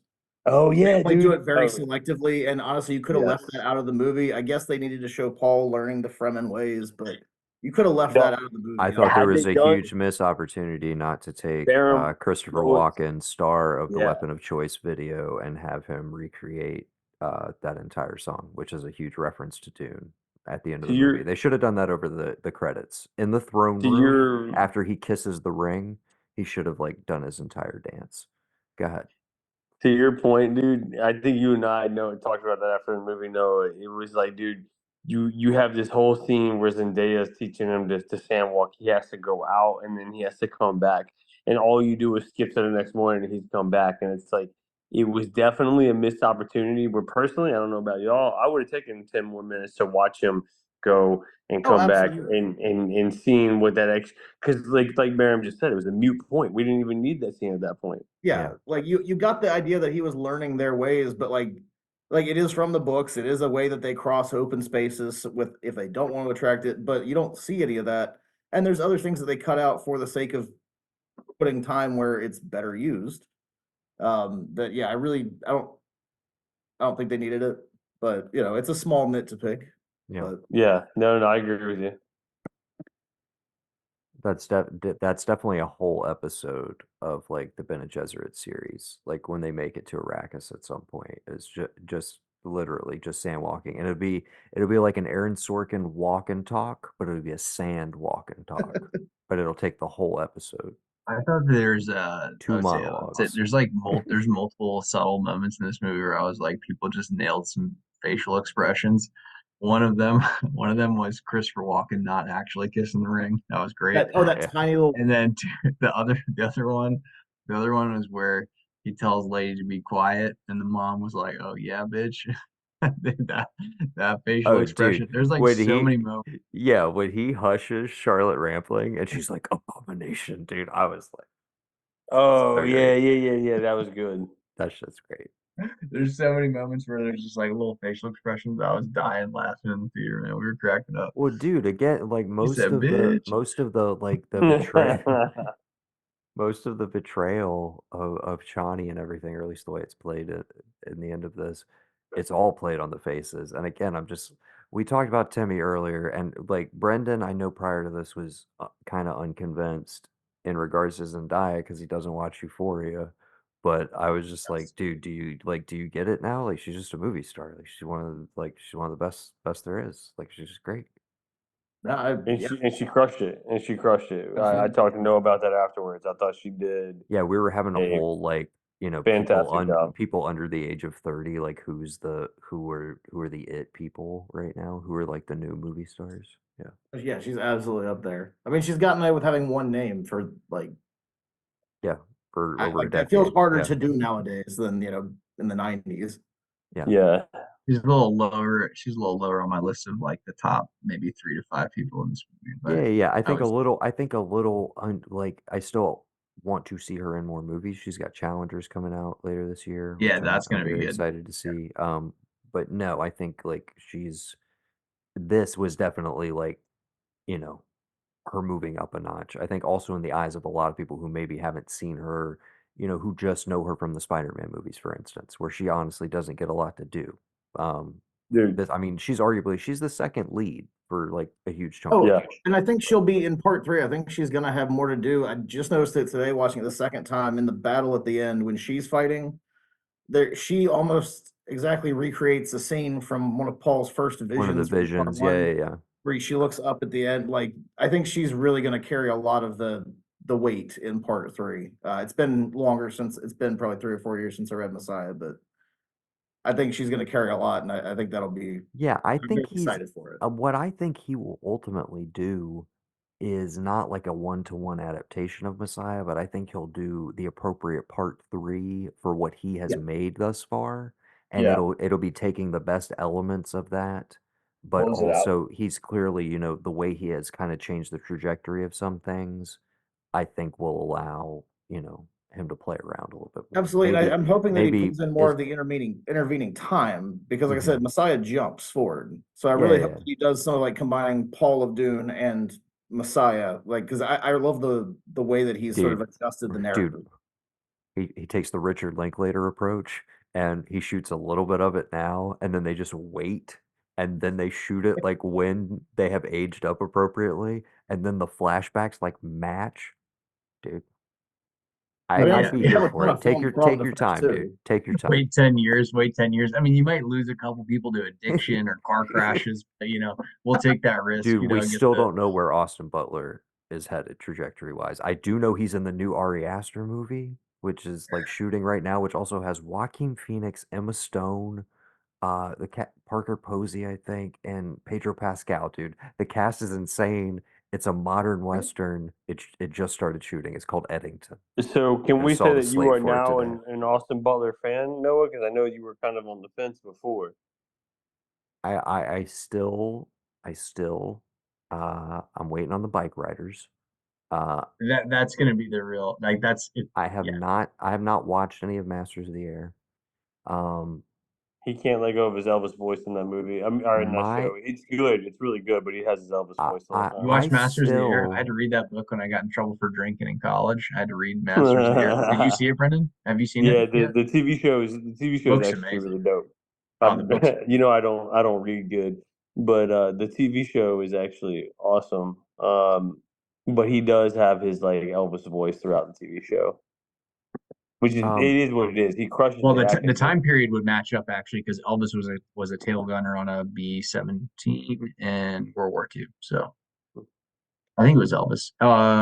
Yeah, no, not maybe it wasn't Elvis Elvis. served in Korea in the He was in 50s. Korea. So I'm Yeah, yeah. thinking of is another movie star. Help me out. I think he was in Cary Grant. To There's a Kill a Mockingbird, maybe. yeah, one of my all-time favorites, Gregory Peck. Yes, yes, yes. I think Gregory Peck was the tail gunner on a He was. B-17. There's a great doc that's like There's there's a kind of $1 million four bounty on his head that the Germans placed, and if you could shoot him down, you would get the money. there's like get out of here, dude. That's four big wild. names from that era. Like Gregory Peck's one of them. I think Cary Grant, That'd a be like Brad few Pitt other going to be a guys. tail gunner on an airplane. Yeah, but they made a doc about all of those, like the big Hollywood names that all went and served, and like basically all of their different like what happened with them. It's on Netflix, and I cannot remember the name of it. Came out like 10 years ago. It was good, whatever it was. Uh, we were talking Austin Butler. Sorry, I still even post Fade Ralpha, which I enjoyed enjoyed this performance. I still think the best thing he's ever done is Once Upon a Time in Hollywood. Like I love that's that movie, still, I dude. mean, So fucking that's good. still the most like for me, like dialed in, perfect he's been for what the movie called for. I did not care for Elvis. We've litigated this, many times. Uh, did not care for Elvis. Didn't hate the performance by any means, but did not care for that movie. Um, and like I said, I enjoyed this. I look forward to the bike riders, and he very much seems like, I mean, he's here to stay. He's everybody's favorite dude at the moment. He, as I mentioned, he's in the new Ari Aster that's shooting right now. He is in, well, this hasn't been officially confirmed, but everybody is pretty positive that he is playing Chris Hurlis in Heat 2. Oh fuck yeah. Because I don't know, they saw him train, like there was some training footage of him at the firing range, and it's just like, dude, it really seems like that's probably what he's training for. Is Whether, Michael Mann directing that? oh yeah, yeah, yeah. Let's fucking go, dude. Well, and again, none of this has been made public yet. This is all just speculation, but the thought is it's going to be Adam Driver, um, but we don't know if it's as Neil McCauley or as Vincent Hanna. And then the other name that's been bandied about for the other half of that coin is Oscar Isaac, and then Austin Butler as Christian Hurlis. Dude, yeah, sign me up. I'll Barham, fucking did you watch that read movie. Heat 2? No, I don't think Do so. you know that Heat 2 exists? Do you know that Michael I Mann remember wrote a talking. novel sequel that I is remember both a talking to you about it. prequel and a sequel to Heat? I remember talking to you about it, and I think I was like, it just for some reason got Okay, lost in next the time amount of things I was trying next to time get I to. come up to Camden, I will bring you that one. Fuck yeah. I only say that because the audiobook, I actually listened to like a sample from it, and I did not It care for it. matters. It really matters. If the narration's not good, it It was kills it. very action movie. Like, did you listen to the audiobook, Evan, or did you? No, Ross told me he not hated, but he didn't like the book. So I Gotcha. kind of he came around and said it was okay. That was enough for me to Yeah, say like, Ross is gonna have to be brought on this Ross podcast, and we're gonna have Ross a didn't little love talk Dune because, either. dude, he's out on Dune. He didn't like He Ferrari. I'm just like, is he okay? Like, he is didn't he like Ferrari? didn't Dune. he didn't he He didn't didn't say he like. was out on Dune. He said he liked Dune, but he didn't get the hype that everybody else was giving it. That's Ross. Dude. I'm And they just said, saying, yeah, and he was I'm like that on underwhelmed by Dune. Ferrari, which was one of the best movies of last year. So I need to talk to him about that because he's my It's like, Michael Mann buddy, what's the man. Joe Dirt? What's the Joe Dirt line? Why's boobs good? Why's Sunset good? It's like, It just does. why's Dune good? Just does. Oh no, It man, it just just is, does. dude. Because it's the fucking best action movie that's come out in probably 5 to 10 years. Oh yeah, Period. well, and Dude, it's mind blowing visuals. Sci-fi Everything. epic, like for sure. It's like, well, yeah, what was the last great one? It was like Blade Runner 2049. I mean, it's like it Yeah. was Or the Arrival. I last think Denny movie. Yeah. Arrival is up there too. So I'm gonna blow your mind right here, dude. Still haven't seen it. Which one?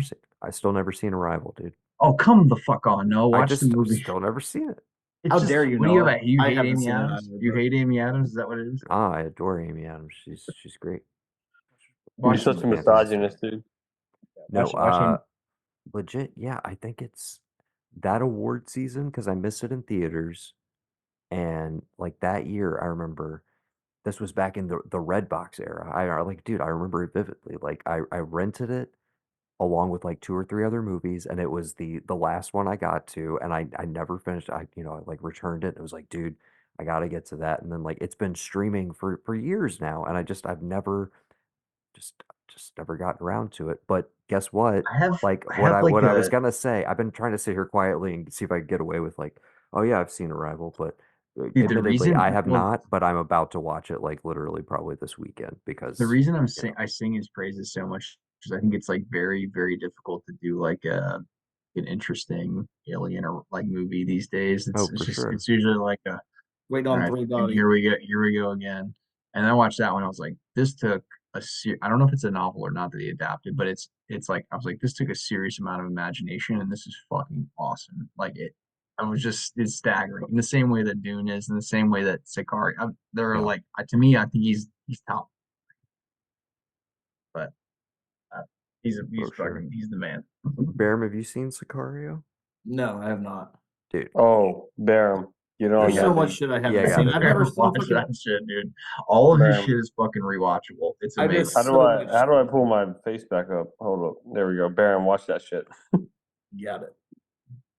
The opening Gotta scene have is one of the craziest opening scenes of any movie I've ever dude, it's seen. gotta have some of the darkest scenes you've ever seen in your Fucking life. pitch black. It's Yeah, awesome. dude. It's in a disturbingly like It's awesome way to disturbing. watch. Yeah. It's disturbing. And then you're like, did I just watch that? And you did, and it was like, man, that was actually And then that was Brawl, wild. just literally the most badass thing on the planet. Noah's probably over here like, y'all's bar for dark is pretty low. Is that what I sound like to you? But yeah, seriously. Well, I will certainly give it Brendan, my- like, dude, we're watching. I always bring this one up now. We're watching Dial of Destiny. Did you see Dial of Destiny, Evan? No. Barham. Okay, so there's like the equivalent of like they try and do short round again.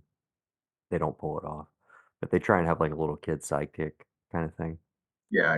And little kid sidekicks running from a henchman. There's a whole underwater sequence, and it's big henchman, swimming after a little tiny kid, and they're going through this little like grate section. But long story short, he handcuffs the the henchman to this metal grate underwater. So it's like he's gonna drown. And I'm like laughing because I'm like, oh, dude, fucking kid, like he pulled off a kill, like great, He killed someone. this is fun. Yeah. Exactly. And it's like we're not gonna see it on camera because it's like it's Spielberg rules, even though it's not directed by Spielberg, but it's just like, oh, it's the implication of death, but like we don't have to actually sit in the sadness of it, but like it's just fucking it's an action movie. We're having fun, like move along. Brendan leans over to me, he's like, just dark. Just dark. I'm like, that's dark to you.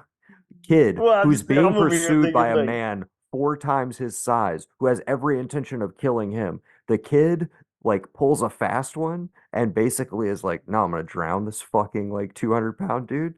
I'm like, yeah, we should be celebrating that. Meanwhile, Brendan's like, that's dark, dude. That's dark. Like, that's Dude, gonna it was- haunt him, I think man. there's a middle ground where we're not celebrating children, having to like take a life at that young age. Brennan was just let you in on who he identified more with in that scene. That's probably where the truth actually lay at. It But yeah, culminated. no.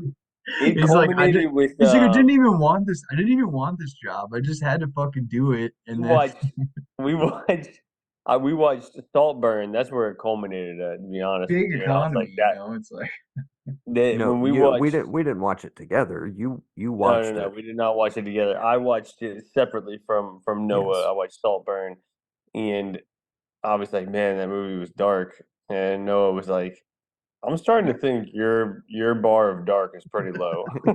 that one.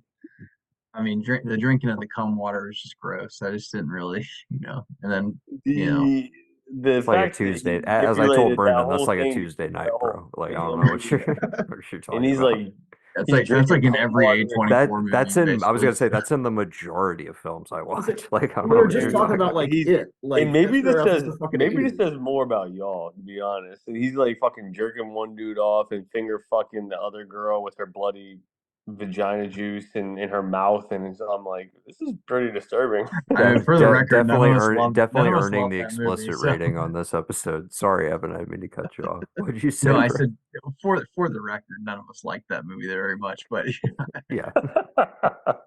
For the record, that was one of the worst films of last year that I actively disliked. Yeah. You know what sucks is I ended up telling Noah, I'm like, yeah, dude, I gave it like a 7. Noah's like, what the fuck did you watch? I mean, I gave it a 6. I gave it a 6 on principle for style, but Listen, also fuck that movie for insulting my Brendan just needs intelligence at the end. he just needs as many cut scenes as possible to keep his attention. Yeah, that might be true, honestly. Brendan's Well, like, that's why cut everything next. everywhere all at once. Oh my God, And dude. I mean, yeah, that was like as soon as I saw it, I was like, this is tailor made for Brendan. I was like, this is Dude, literally that the was movie of his dreams. stimulus. Stimulus to Overload. I think I went and saw it by myself because you kept telling me to go see it, and you saw it without me, Noah. And I remember walking out of the movie being like, I feel every emotion ever at the same time. And it's like I didn't have to take Ritalin to go see this. Okay, any final thoughts on like Dune related? Yeah, why don't we go around the circle and give a take? Favorite part? How about this? Either hot takes or whatever. Your favorite moment. Yeah, all right, I got you. Hey, go for it, Brendan. So there's that scene where you're like, is he gonna embody this person that everybody wants him to be? Is he going to be that? Is he gonna command that? And Dude, he ends up his mom telling going slow down, dude. I was crying, dude, crying, he laughing. en- he ends Slow up down, bro. telling he ends up telling while he's surrounded by thousands of these people on Arrakis, right? And he ends up and he's surrounded by the Fremen, and they're half of them believe him, half of them don't believe him, and there's one guy that's talking about challenging him, and he walks up to that dude and tells him everything about his fucking life, and the guy backed down immediately. That was probably one of my favorite scenes. That was pretty dope. I was gonna say the probably- same scene pretty much, but just because in a movie where you have all these crazy, insane, beautiful action sequences, that's the one that felt the most like you're literally sitting there like on the edge of your seat out of the whole thing. Dude, Yeah. the mom saying slow down though. I mean, it was amazing. Oh yeah. Chill, dude. You know, it Chill. was good, dude. Too Like, hard. You're coming in too fast. Yeah. She's great. I mean, Yeah. she's fantastic in part one as well. She's one of the best things about that movie. But I was No, I- referencing part one where she's telling with the voice like, find the pitch, like take it easy, make sure you get it right, like don't jump in until you're ready. Dude, that is secret. I mean, not secretly, but that is one of my absolute favorite scenes in part one. Is them on the Period. carrier Same. ship. It's so cool, dude. Yeah. It's so awesome. Dude. Yeah. Yes. Yeah. I think if anyone gets an award, I think Particularly like I think it definitely feels oddly weighted where I feel like there's more of her in part one. Mhm. Like she gets more to do, but her presence is still very much there in part two, but she does kind of disappear to the background in the midsection. But yeah, dude, I mean, she's one of those like doesn't matter where she shows up. I'm always just like crushes it, dude. Dr. Sleep, Absolutely. the Well, Mission she got what she Impossibles, wanted. like dude, Doctor she Sleep. is I like fucking rewatched like that recently. knows how to like slip into a franchise and just elevate, dude. Just like knows exactly the movie she's making at all times. Like, oh yeah, she's great. Well, she played- she's kind of creepy in the movie, to be honest. Like She's like- everything that character needs to be. I Like, was gonna say, to no, late- I agree. she played into a thing in the book Watch where Dr. Paul is Sleep. literally seeing all this prescient stuff and he's saying like she is my enemy. Like she doesn't know it. She's not intending to be my enemy, right. but she is pushing this terrible purpose that he is trying to avoid and find this very narrow route. So like there is that kind of combativeness between the two of them because their goals are aligned for the most part, but with a different big picture view. I do want to ask you guys just generally something. This is, I mean, I know we're kind of going around and we can by all means wrap up. I don't dislike that he's back, and I knew he was coming back. But like God, thinking the about way they kind of just brought Gurney like back into It's like things. Brolin's back, baby. Let's go. I was I pumped. mean, I loved it. I didn't care. I did Suspension of love like disbelief. playing the guitar or whatever. I was just like, it worked for me, but I was just kind of like we get a little fast we talked about some things that he has to trim down. We get a little fast 40 like right around then where I'm like, oh, Gurney's back, and then like all of a sudden it's like, oh dude, by the way, your dad, he told me where the atomics are. You're like, oh, Yeah. the atomic bombs? Oh, wait. Okay. Can you imagine? So I have No. Sorry. Can you imagine if this did come out like fall of last year and potentially it's like, this and Oppenheimer are going head to head at the Oscars and it's like in this movie, it's literally like, oh yeah, we need the atomics to point at the spice mines to blah, blah, blah. It's just like, I don't know. It's just something that occurred to me, but I was gonna say, so like on the Gurney Halleck thing of him Yeah. coming back, I had an issue. So in the first movie, I kind of feel like they mixed up the casting of Gurney Halleck and Duncan Idaho. Definitely should have flipped it. Because Duncan Idaho is like the harsh like desert warrior that goes off with the Fremen, and Gurney Halleck is got he's a fighter. He's all scarred up from the Harkonnens, but he's the warrior bard. He's a lot more like he wants to live more of that kind of like loose. Like he's playing music and singing songs all the time. He's always quoting stuff from the OC Bible, and it just seemed like the harsh warrior that's off living in the desert, which should have been Brolin. And it just felt weird when he was sitting there, playing the little guitar. I forget what it's called. They name it in the book, but it felt a little weird and awkward to bring him back that way.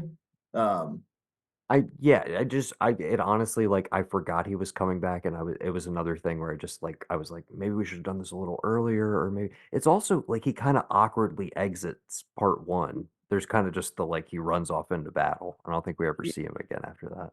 Well, But there may be a surprise with Duncan Idaho in part three. I don't know if I know it might not be the last of Idaho. and Okay. I don't know because that may be something that needs to get trimmed because it's not super relevant. Yeah, and it's Super early a on. lot. It's a lot explaining what exactly is going on there with like Yeah. reincarnated. Like it's essentially like sorry, we'll get lost in the sauce. Let's not even talk about it, Barham. It's a whole other thing. Okay. Well, I'm gonna by the way, I don't even know what you guys are. I don't even know the specifics of it, but I know that the continuity of his movies are so fucking good that he opens with, there being the capability to move time and space in a different way. Like it's in like, Mhm. yeah, I assumed that meant exactly that. So anyway, It's his movies are good enough to where he's telegraphing everything. So yeah. Oh yeah. I'd be very interested to see where they go with that particular arc for sure.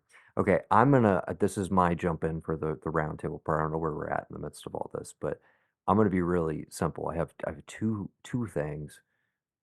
It was the first moment in the theater where it's like I was already jacked. I was pretty amped going into this, but it was the first moment where I kind of turned to Brendan and I was just like, and it's just I'm a simple man. I like simple things, you know.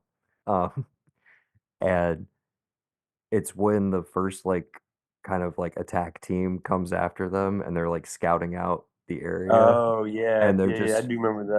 they're just moving across the top of a cliff face and then just all of a sudden just very elegantly they just like touch their chest and they're just like floating.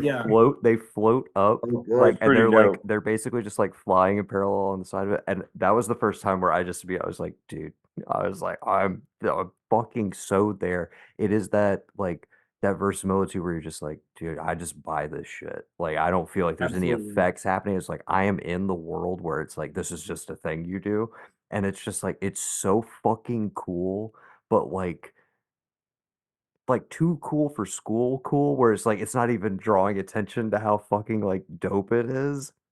And I don't even know how to you communicate all that, but it's just the way he Well, it's because staged it and they everything. I was just like, wait, they're just They don't give those you a dudes are just floating technology right term now. thing. Like there's no made up So language. good. There's no like turn on anti-grav. It's literally just unit climb. Again, visual storytelling. It's just like, yeah, dude, that's this is that's the I fucking think that's the best way badass. to put it. No, they don't try to hold your hand and So spell it out, again, and yeah, it makes it seamless. and again, I'm a simple man. I like simple things. The whole sequence with the rocket launcher and the reloading and him acting as Oh, bait and Shawnee, that is one of the best like action sequences I've seen Oh that yeah. has great like spatial geography. You know where everybody is. oh my Everything God. like maps out the scale of everything. It's not like a bunch of quick cutty bullshit. And again, Barham, again, you haven't seen it, but dude, that's the kind of stuff where it's like the way he shoots like a shootout in Sicario, for instance is the same principles applied to like that sort of sequence where you're like, Yeah. I understand all of this, so it's that much more satisfying. It's the Michael Right. You Mann know where approach to people action, are. which is like actually like no, take the time to think about it, plot it through, and have people execute it in a believable way, and you'll just buy into it that much more as an audience. Yeah. Absolutely. You And said it makes Sicario, it I so got much more amped. worth it when you have these crazy things crashing Yeah. down. It makes it feels earned. Did you know that it means hitman in Spanish, Brendan? Did I you know that? I Best not line I of that mean, movie is "Finish your meal." Oh, dude. me hablo español un poquito. I I mean, did not know that, there but was I will any tell you. But I will tell you this: that yeah, the scene that Evan just talked about was fucking intense. I'm just saying if there was any real justice in the world, and I don't know what was I don't know what else was nominated that he would have been up against, but like Finish your meal. Benicio should have at least been up for Best Actor for that. I'm He just got, saying he that got, is yeah, one of his that's best performances, one of the definitely best. since Traffic, which he also won for. So, um, okay, yeah. So Brendan and I both had a final thought. Again, I was genuinely impressed by it. I'm like, those are two like quote unquote like smaller action sequences, but just like perfectly fucking executed. Perfect. Absolutely. Yeah. Okay, It- so I'm gonna have to. So I'll jump in. And I'm torn between two sequences, and one of them may be a little greedy, but obviously the first time that rides rides the big old whatever, Sure. Shai Halud. Sure. the old worm to the Baker. desert. Yeah, The that to me, I was grandfather like, worm. this is one of the coolest fucking things I've ever Dude, seen. guys, we definitely, I mean, I'm sitting here and I'm like, I know we're wrapping things up. We definitely totally missed so many opportunities. Dude, just the words. Like we should have been throwing it around way more Moadibs Shai Halud and did, Lisan yeah. Al Lisan Al Gaibs and Quetzalcoatl and Madi. yeah, Dude, the all of it. fucking All of it. yeah, but that whole sequence, like we're on the edge of our fucking seats. I will never forget. I've never had experience at a theater like that where two of us were just like so on the edge of our seats to see how it turns out. And when he Oh fucking yeah, ends up, we're just like, let's fucking go. And so that one was badass.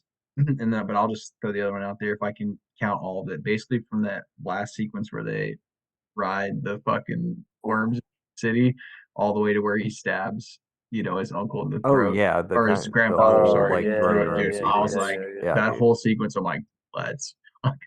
It was like, remember when we all went to go see 300 when we were like 16 or 17 here, and every person in the theater like walked out like they wanted to get Yeah, in a Evan, fight. I don't know if you remember, but the most epic thing ever, the guy behind us who stood up as soon as it was over and was just like, "That's a fucking movie. That's That's a fucking fucking movie. movie." Yeah, God dude. That damn was it. it for 300. Yes, Yeah, when we all went and saw one of the 300 when we were coolest thing kids. that's ever been said in a theater. But Yes, like, but yeah, but that's how I felt. But at the end of each of those scenes, I was like, that's a fucking absolutely, action dude. movie, That dude. That's again, the new standard. that's why it's one of those things where you're just like, that's why theaters will still hang on till the bitter end is like because they still make shit like this that does actually get people to get out of the house and fucking go check it out because it has a bunch of maniacs that do go do it and then yell at all of their friends where it's just like you don't get it, it's so good, you got to see it, you got to see it, which is all I've been doing to like people that are like, yeah, I kind of know Dune. I'm like, dude, part one's on HBO, watch it and just go see part two Go. immediately. Yeah, Like you don't see it you're in not gonna IMAX. regret it.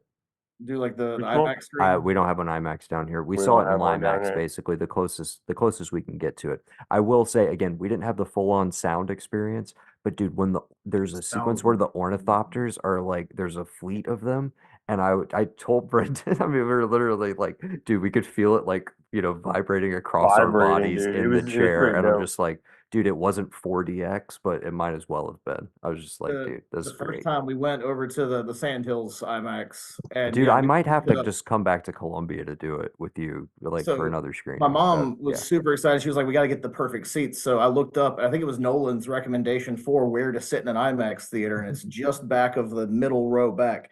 So for the sound quality, and because the screen's still huge, and yeah, nothing was too loud. Like it wasn't assaulting on your ears, but you could feel everything. It was such a visceral movie watching it in that. It really oh was. yeah, and intense, as Nance would say. I did. So Brendan's mom watched part one for the first time, and my favorite response was she was just like, "Yeah, so we had to turn on the subtitles because there was a lot of words that I didn't recognize," and I was like, the words that are invented for the universe of Hey, this film." Nance is a detail-oriented woman. But She is not going to I be love skipped. that she was like, "Wait, I should understand these words," and I'm like, "No, like you really shouldn't. Like you've never heard, you've definitely You never could heard gloss Shai over Hulud, them. I But the promise." thing is that Right. she's gonna not forget any of those words. So if you were to ever have a conversation with her, you better have your shit together because she's not forgotten a thing. Dude, Absolutely, yeah, like Ev said, and that might be where I get it. Like she is expecting to know those words. She needs to know the details of them. And if she doesn't know them, she's gonna look them up and try to figure it out. She is so detail yeah. oriented. It's both a blessing and a curse. But she Like Noah and I were So talking his for name like is Vladimir Harkonnen. Okay, so is that Yeah. so he's like Russian, No. maybe? Nance Descended is from midway Russian through the movie. oligarchy? Nance is the midway through the movie going, bet it's the grandfather. Bet he's the grandfather. It's like, dude, that's like, Dude, no, again, but she, how, no, how, 100%. And like when to, we got done talking, like Noah and I talked about it for a solid half hour. I don't know, there's an arbitrary number. We talked about it for a while. Hung up with Noah, and she was like, "All right, can we call Noah back?" And I was like, "Yeah." And I had no idea what she was gonna say because they had just seen number one. And she goes, "Noah, I just have one word: intense." yeah, she was like, intense. I was like, yeah, it's pretty intense. It's definitely. Dude, Okay, sorry. This just occurred to me again though, but I'm like, sorry. End of part two. Furthering we mentioned Lucas like an hour and a half ago. Okay. Or maybe it was before we started rolling mics. You guys had the kind of like we talked about the oh, the George Star Lucas Yeah. Wars connection and versus everything. About the Dune thing. Herbert Yeah. Dude, Lucas I'm thing, just yeah. like literally end of this one. I'm like, you have the love story that gets put on ice essentially. The I love you, I know moment, which is essentially like, sorry, I gotta go marry her, but like I'll always love you. Don't worry about it. And you also simultaneously get the like I'm your father, but except it's the I'm your grandfather. And it manages to like still hit those beats that are integral to the Dune story, which have been ripped off in Star Wars, and we still are canonically hitting it in the second film of what's potentially a trilogy, but somehow it doesn't feel like, oh, we're just Did doing we Empire Strikes Back. You know what I'm saying? It It feels still like the just feels mature like, it feels no, like the this is the mature story. version. It feels like the Yes. mature version of Star Wars to me. Well, It's and fucking did so we bad. state that Dune came before Star Wars? it did. Oh, it did No, I 100%. didn't know Yeah. we said it in this. Oh yeah. Oh, sorry. I can't remember if that was before we started rolling mics or not, but you guys were talking about how Yeah. basically, yes, Star Well, Wars and like is Star very Wars indebted to Dune, with it being a 100%. more mature version, Star Wars, you have okay, these guys are good, these guys are bad, the rebels are Very black and white. Yes. evil, but we don't know why they're evil. With this, it's literally it comes down to the economics and the Oh politics, yeah, it's the very personal yes. plots and schemes of so many different groups of people that it really does tie you in, and it hits like so much more real because of that. I think that's why Dune is held up as such a popular book hmm in all that time, is because it really does hit at very real world things. There's real world reasoning behind everything that happens. Because he's right. So when does the first one come out? Oh, let me see. 2021. Or no, sorry, the first the Herbert novel. Sorry. Oh, okay. Today Wednesday or Thursday? Today's Wednesday. Today is Wednesday, yes. 65. 65. So yeah, Gotcha. it was out more over a decade before Star Wars. Gotcha. No. I was thinking Dude, about that it long before? in Holy shit. relation to Watergate and in relation to What year was Watergate? um it's I mean, I could just use this little magical. I was gonna I say, can tell you when Deflategate was, This Evan. computer we have in our hands. Yeah. yeah, this Black Mirror. Ask your local Mentat, you know. Watergate was 72 to Yeah. 74. So I guess my question was, when does Messiah come out relative? Because does he immediately dive into a sequel, or is there a break between the first Dune and Messiah? Let's see. Because the turn towards 69. okay, I was just curious because the turn towards the anti-hero, towards the maybe we don't actually trust the people we've instilled with power, made the whole like absolute power corrupts absolutely, like that angle, the kind of trajectory that the story takes a bit. It's Like so I was just foreshadowed in wondering, the first book.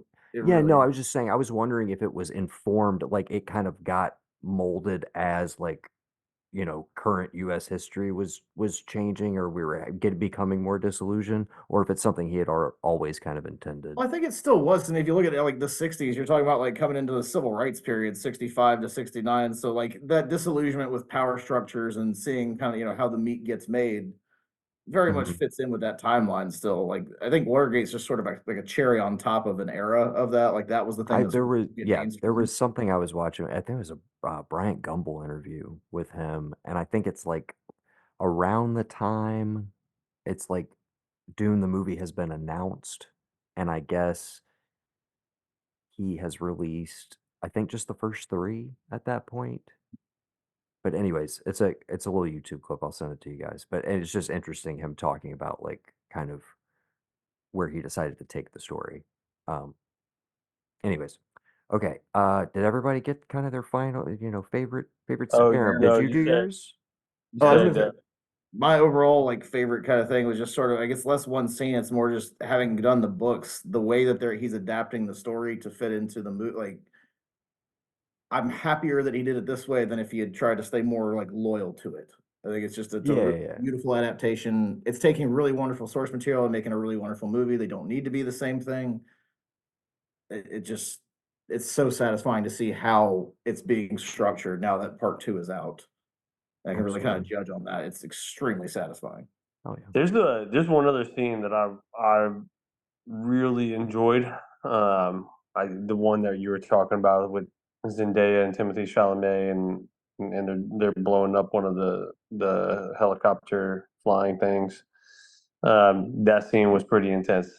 It was great. The scene that I told you about, him telling the one dude, this is what I see from your life, and then all of a sudden it goes from challenging to getting on one knee. I thought that was pretty intense. The other scene that had nothing to do with the two lead actors had Austin Butler in it, and the last guy from the House of Atreides, and they didn't drug him, and they fight in Oh the yeah, little the gladiator style gladiators Oh scene fight. yeah, for dude, sure. we did. Dude, Yeah, that was intense. Dude, Dude, that's that so was intense. fucking brutal. You And like, because you're sitting there and you're like, okay, they didn't drug him for a reason. Is he gonna get at least a cut? You knew Austin Butler wasn't gonna die, but is he gonna get stabbed? Is he gonna get like what's gonna happen?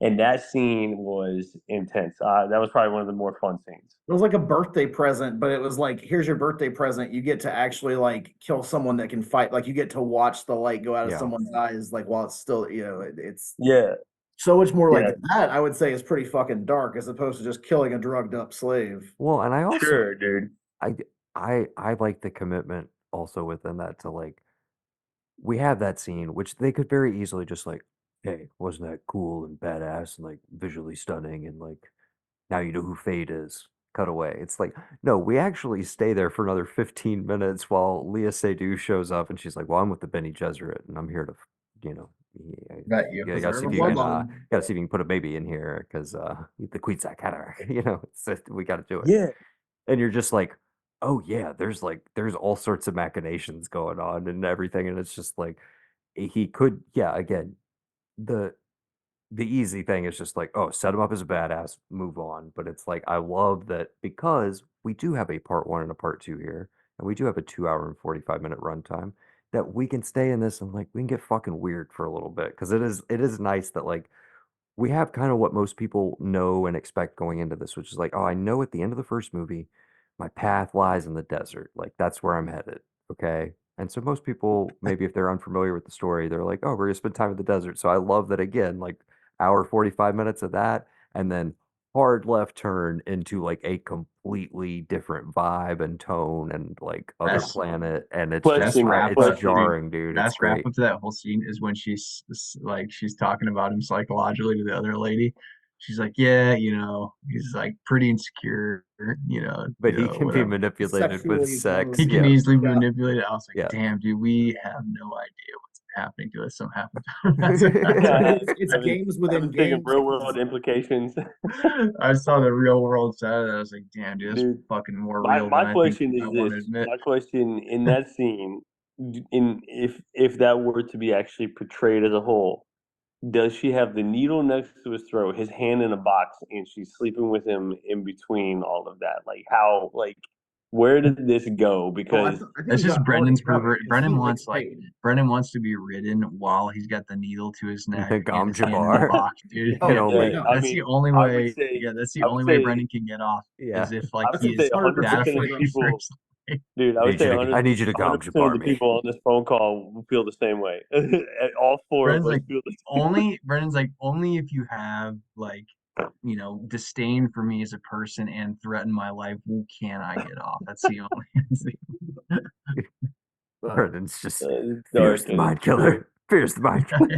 Fear is the mind killer. Yeah. Dude, what Holy she grail did though, she stove. put the needle next to his neck, and she brought the box out and shit. So I'm like, and then next scene is like, I'm pregnant, and I'm like, wait, so did you like coax him into sleeping with you? One and two, yes, Evan, that would oddly turn me on for some fucked up reason. But I think Fade Routha, we already established he likes pain and sadistic shit. Like Yeah. that was already established. He I looked mean, like he was his off opening with scene was gladiators. literally like slitting throats to feed to his like little Slaves. consort like slaves. Like, And he's yeah, licking the knife. And I mean, he yeah. looked like he was getting off on every time a knife was touching his skin in any way. He was getting off. So Same. Dude, watch this real shitty. Here's my big question. Here's my big question. If Austin Butler like really wants to prove to me he's got it, he just needs to play like a normal fucking person. well, Just but like here, just a let me normal fucking like buttoned up middle of the road guy. Like, dude, you really want to show me you can act? Act like a normal fucking person for 5 minutes. All This right, Jared recast Leto him. shit is Noah. gonna get on my nerves Noah. after about 2 or 3 more movies, dude. Tone it the Noah. fuck down. Recast him in Pleasantville. Noah, you're a huge Nick Cage fan. How the fuck are you gonna say if he can't tone it down, you're gonna get tired of it? That's also fair. I'm just saying. Nick No, Cage You no, watch is that's Dream Scenario? Nick Don't. Cage is have a you, Yes. yo, Dude, how is one of a that it? shit kind. was F? fucking Depressing. Dream Scenario made me very sad. I wish I yeah. would have watched it. It's All dark, right, but I can't point to why. Like, there's no one thing that's just dark, but it is so don't overall. watch it is what I'm hearing. I It is won't watch it. fucking hopeless. Yeah, it's terrible. Don't Yeah. watch it. I loved it. It was good, but don't watch it. All right. Any final thoughts, gentlemen? Dude, this was Ev, fun, did anybody honestly. watch the Oscars? I went. No, I realized I had to Gotcha. I get just Hulu Plus Live TV, and I said, "Fuck that, not doing that." where you mentioned Nick Cage, and they did the thing this year where like the every time they present a category, it's like former winners come out and then they speak directly to the nominees. Oh, So really? they're doing Best Actor, and like Nick Cage is out there. Is that for Leaving Las Vegas? Is that what Yeah. he got it for? Yep. And he is talking about Paul Giamatti, and it just you got to go watch it, dude. But he's talking I'll check. about how he's just like, Paul Giamatti wore a glass or a fake eye for like all however many days of shooting, blah blah blah. And he's like, I'm not saying I would have done it. He's like, but I would have done it. It's just you got to see it. That's great. He's fantastic in Dream Scenario. He is, yeah. He's Dude, there's it's a the character you've scene never where have you seen it, Noah? Have you seen it? No, I haven't seen it yet. Is it streaming Okay, somewhere now, or did you all rent it? not a spoiler alert, but there's a scene where he awkwardly farts, comes in Oh his my pants, god, dude. and then That was farts the again. hardest shit to Dude, watch. That was dude, so hard to watch. I was crying, dude. He Oh. farts, comes in his pants, and then farts again. Dude, it's the best. It's the best. It's All right. You'd Well, I watch it think only for that's that. the note to go out on. Again, I will ask: is it streaming or did you have to rent it still? I had to rent it. Gotcha. Yeah. No, I was waiting for a stream, but I may just have to throw out for the rental. He's great in it. Anyway, sorry, Dune, part 2 and 1. Yeah. This was the Dune episode. This was the Dune episode. Yeah. Thanks for doing this, guys. Once again, thank you to Mr. Brendan Reilly, Yes. Mr. Evan Twohig, Yep. and Mr. Barham Williams for joining me. My name is Noah, and this has been the ARKV podcast, and we've been doing Dune. And thanks for joining us. I'll talk to you soon. Later, guys.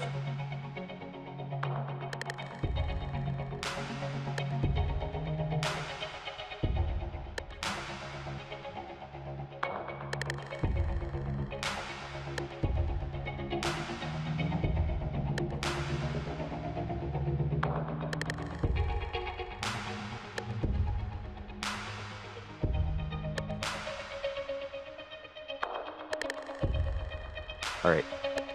If you guys want to talk about anything else, we can have a little Arrival. I was gonna say You gotta missed watch opportunity Arrival. for your line. In those days, this podcast I'd love had to a friend banter of afterwards. No, you gotta watch Arrival. I can't believe you haven't Dude, seen no, it. I will get to it. What were you saying? And then for again? Timothy Chalamet, Bones and All, please. I still haven't gotten the bones and all. Bones and all, huh? Yeah, it's the I mean, I'm a the big teen Timothy cannibal drama. Chalamet fan at this point. Yeah, after The King and then this, that's all I really needed to be like, I'll give anything. King, Buns and The all, King was Baron, so buns and dope. all. It's good. He's good. So King. Brendan, are we In, going tomorrow, or are you coming as well? I should say. yes, I will be there with you. Ooh, For sure. We're gonna go see Love Lies Bleeding tomorrow. Oh hell yeah, dude! I watched So- Driveway Dolls last night. What'd you think? Not good. So What's it called? Driveway Dolls. Driveway It's Ethan Dolls. Ethan Cohen made it without his brother, Yeah, it's him and and his wife. it's just I saw trailers for that. I did not So- realize it was him without his brother. I'm gonna theorize that maybe you judged it a little harshly because you dropped $20 on it to watch it at yeah, home. fact. I mean, I love the Coen brothers. I can't help myself. I was like, Well, I had to explain it to Sam. She said, "How much did you cost?" I was like, "I love the Coen brothers. I know it's only one of them, but it's probably gonna be great." We watched it. 45 minutes in, she just looks at me. She's like, "This is terrible." I was like, "It's awful. It's so fucking bad."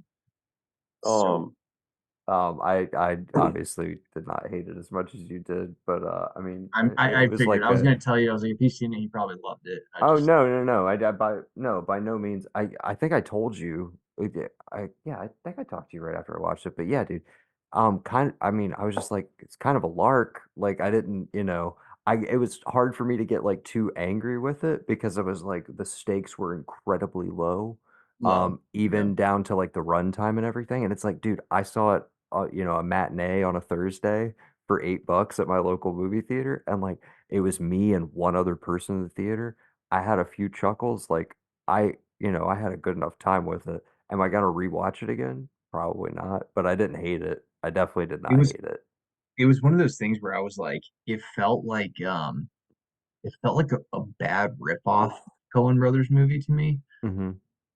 You know, like I've heard that thrown out and like bad like late 90s Tarantino ripoff, which I don't know if you're aware of like the project, but it's him and his wife Trisha Cook. Um, I guess the screenplays existed since the 90s. Like it's an old, I think they've been trying to get made even back then, and like they finally did it, and presumably, did not update it very much. just it felt like it wasn't nearly as sinister as all their other movies, I and was it just very, very happy. Well, I think that's what you're seeing, right? Is like, so we split them up, right? And we've gotten two movies, and now I don't know if you know, but like they're coming back together to make a horror movie together. Apparently, like a down and dirty horror movie is what they're saying. But yeah, dude, think about those two movies because it kind of like I don't know. I feel like it's some weird like insight into the alchemy that makes them work. Tragedy yeah, Macbeth is like fucking deathly serious, like no fun at all, like very visually stimulating, but is like a tried and true story that's been done a billion times before, and just like, oh, I'll just get really good actors, but like I'm just gonna obsess over the aesthetics of this thing. I'm maybe not even like getting deep into like what it means thematically or whatever. And then you have Ethan over here that it's so just wild and madcap and like nothing comedy and matters. yeah, There is no like, and it's like that's what you need is you need the fusion of the two of them together. yin and yang. Yep, That's what yep. fucking makes it work. You get too much of either because again, Tragedy Macbeth, like yeah, it was fucking Denzel doing Shakespeare. Like it was compelling, but like I will never watch that movie again. It was Right. a one and done experience. It's like there's some great shots in it, and like I loved the lady that played the witches. She was also in Poor Things recently, but like that was memorable, and I feel like it just went in one ear and out the other. It's kind of disposable in the same way that I kind of felt like this was. And I'm like, all right, if you guys needed to go like take a break and get it out of your systems and go like prove that you could kind of do something else to see that like, oh, maybe we are better off together. I'm fine with it. And I rated both those movies the same thing. I gave Tragedy Macbeth like a 7 point, or maybe I gave it an 8, but I gave Driveway Dolls like a really soft 7.5, dude, because I was not mad at it. It was really low stakes. Dude, the Damon thing made me laugh, man. The Damon payoff, that shit We made me didn't laugh. finish. We disliked it so much Oh, you did? Oh, well, that dude, we it was got we only got like the movie is barely a movie. It's like 80 minutes, Evan. You didn't I finish it. know. We got an hour, we got almost an hour in, and we got past the scene where they're driving past Damon on the roadside The poster or billboard. whatever, and I was Yeah. like, yeah, yeah, and I was like, or Billboard, thank you. And I was like, well, that's at least gonna maybe keep me around. But like, I wasn't liking it. Sam was hating it so much. I was like, I have to turn this off. Like, she was just I feel repelled you. by it. Had I mean, nothing to it's do with any very. of the I mean, lesbian stuff. Just like she just did, it was just a didn't bad vibe movie. with it. Yeah, Yeah, I it was definitely. just a bad It's movie. not. Yeah, it's definitely not going to be for everybody. It's interesting that it's coming out so close to Love Lies Bleeding, which they seem like weird, like evil twins of each other. Like, Oh, but Love Lies Bleeding is gonna be really fucking good. I I think. mean, it looks incredible. I'm very, very excited for it. So I'll let I'm you know. very excited for it as well. Oh, all right. Well, we'll Good. report back on those. And oh, dude, just a quick check in. Did you watch episode 4 of Shogun? I'm halfway through it. I had to stop Isabella got hungry, but yeah, it's good. Okay, I'm It's so glad I good. didn't text you anything, but Evan, the Yeah, last 3 minutes, and I mean this will play for Brendan and Barham, but it's a total Game of Thrones moment, dude, where you're just like the episode's been a little more low key, so you've been kind of lulled into like, all right, dude, so this one's just like this just like a table setting episode. We're just kind of like we got to get to another area and like kind of establish some new relationships and stakes and stuff. And you're kind of like, all right, so I think that's kind of just like the note we're gonna close things out on. And then literally like the last 3 or 5 minutes, you're like, oh shit. And it is one of those where I'm like, dude, I cannot stand that these are week to week. I'm like, I'm dying to terrible. like, I need to know what happens in the immediate aftermath of what I just saw. But yeah, the last few minutes are a fucking doozy, dude. Holy shit. This Oh my this God. episode for me so far is solidified. Was that Yobashige guy, that actor? Yabashige, dude. He's my dude, The man. best, dude. My He's the fucking best thing in that dude. show. He's the best thing in that show. And then Toranaga number two. But yeah, Dude, well, dude, you and I didn't talk about episode 3, but fucking Buntaro, the husband, who's just oh, like on the fucking dock, just like, you know, puts the sword up, just like honor to my master, and turns around and just like bites, just like, yeah, I'm gonna fight off like 15 dudes and just like disappear into the night. Maybe I'm gonna die, maybe not, but like that shit, that was one of the just more kill him. badass things I've seen in a little bit. That was so cool. I loved it. I loved it. Dude, Yeah, fucking rules. Barham, Shogun, I'm FX. I'm gonna wait till it's all out do it. Okay. All right. because, like you said, like I hate doing the week to week. It fucking kills me. Oh my God, it's so good. It's so So good. I'll wait till it's all out. But I'm very interested to do it. I do. I love a good period piece. Like, Well, after you Oh, finish Dune, maybe you want to take a break and maybe you read Shogun before you yeah, dive into the show. sounds excellent. sorry. One final thing though. I was Oh, just go ahead, man.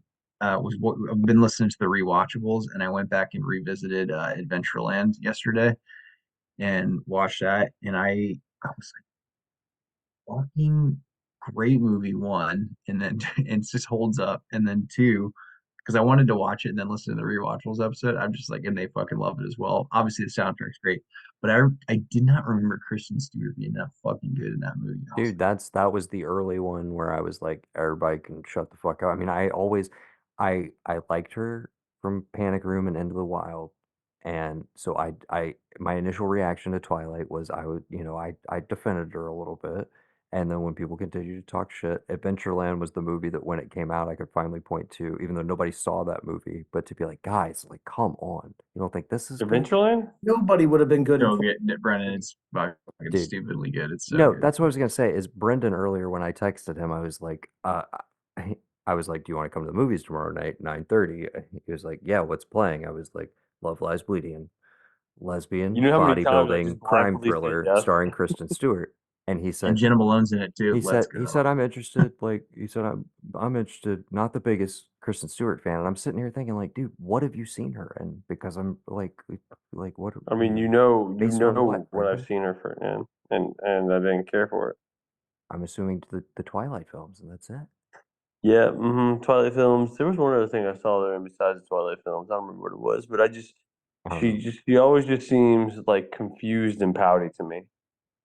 Hard to disagree. I think she just like totally sinks into again whatever the role calls for. Like I don't know, she's great, dude. And nobody could have done One of anything the with best in her Twilight. age range. Like, Um, one of my Well, favorite I'm things. jealous. You guys enjoy yourselves. Have fun oh, tomorrow. It's gonna be I incredible. will report back Two for of sure. my two of our high school movie crushes, Jenna Malone and fucking Kristen Stewart in the same movie. Let's go. Like, Absolutely. Never had a crush on Kristen Stewart. Never. Definitely not Brendan's type. Definitely like 100% more our type. And of course now, you know, very publicly, like she has zero interest in us, Evan. Just in case that wasn't clear, but you know. All right, boys, I'm gonna go get some food and All right, guys. Thank you for All right, joining y'all. us, guys. I'm gonna Yeah, it was fun. yeah, this one will definitely be up by Friday for sure. All right.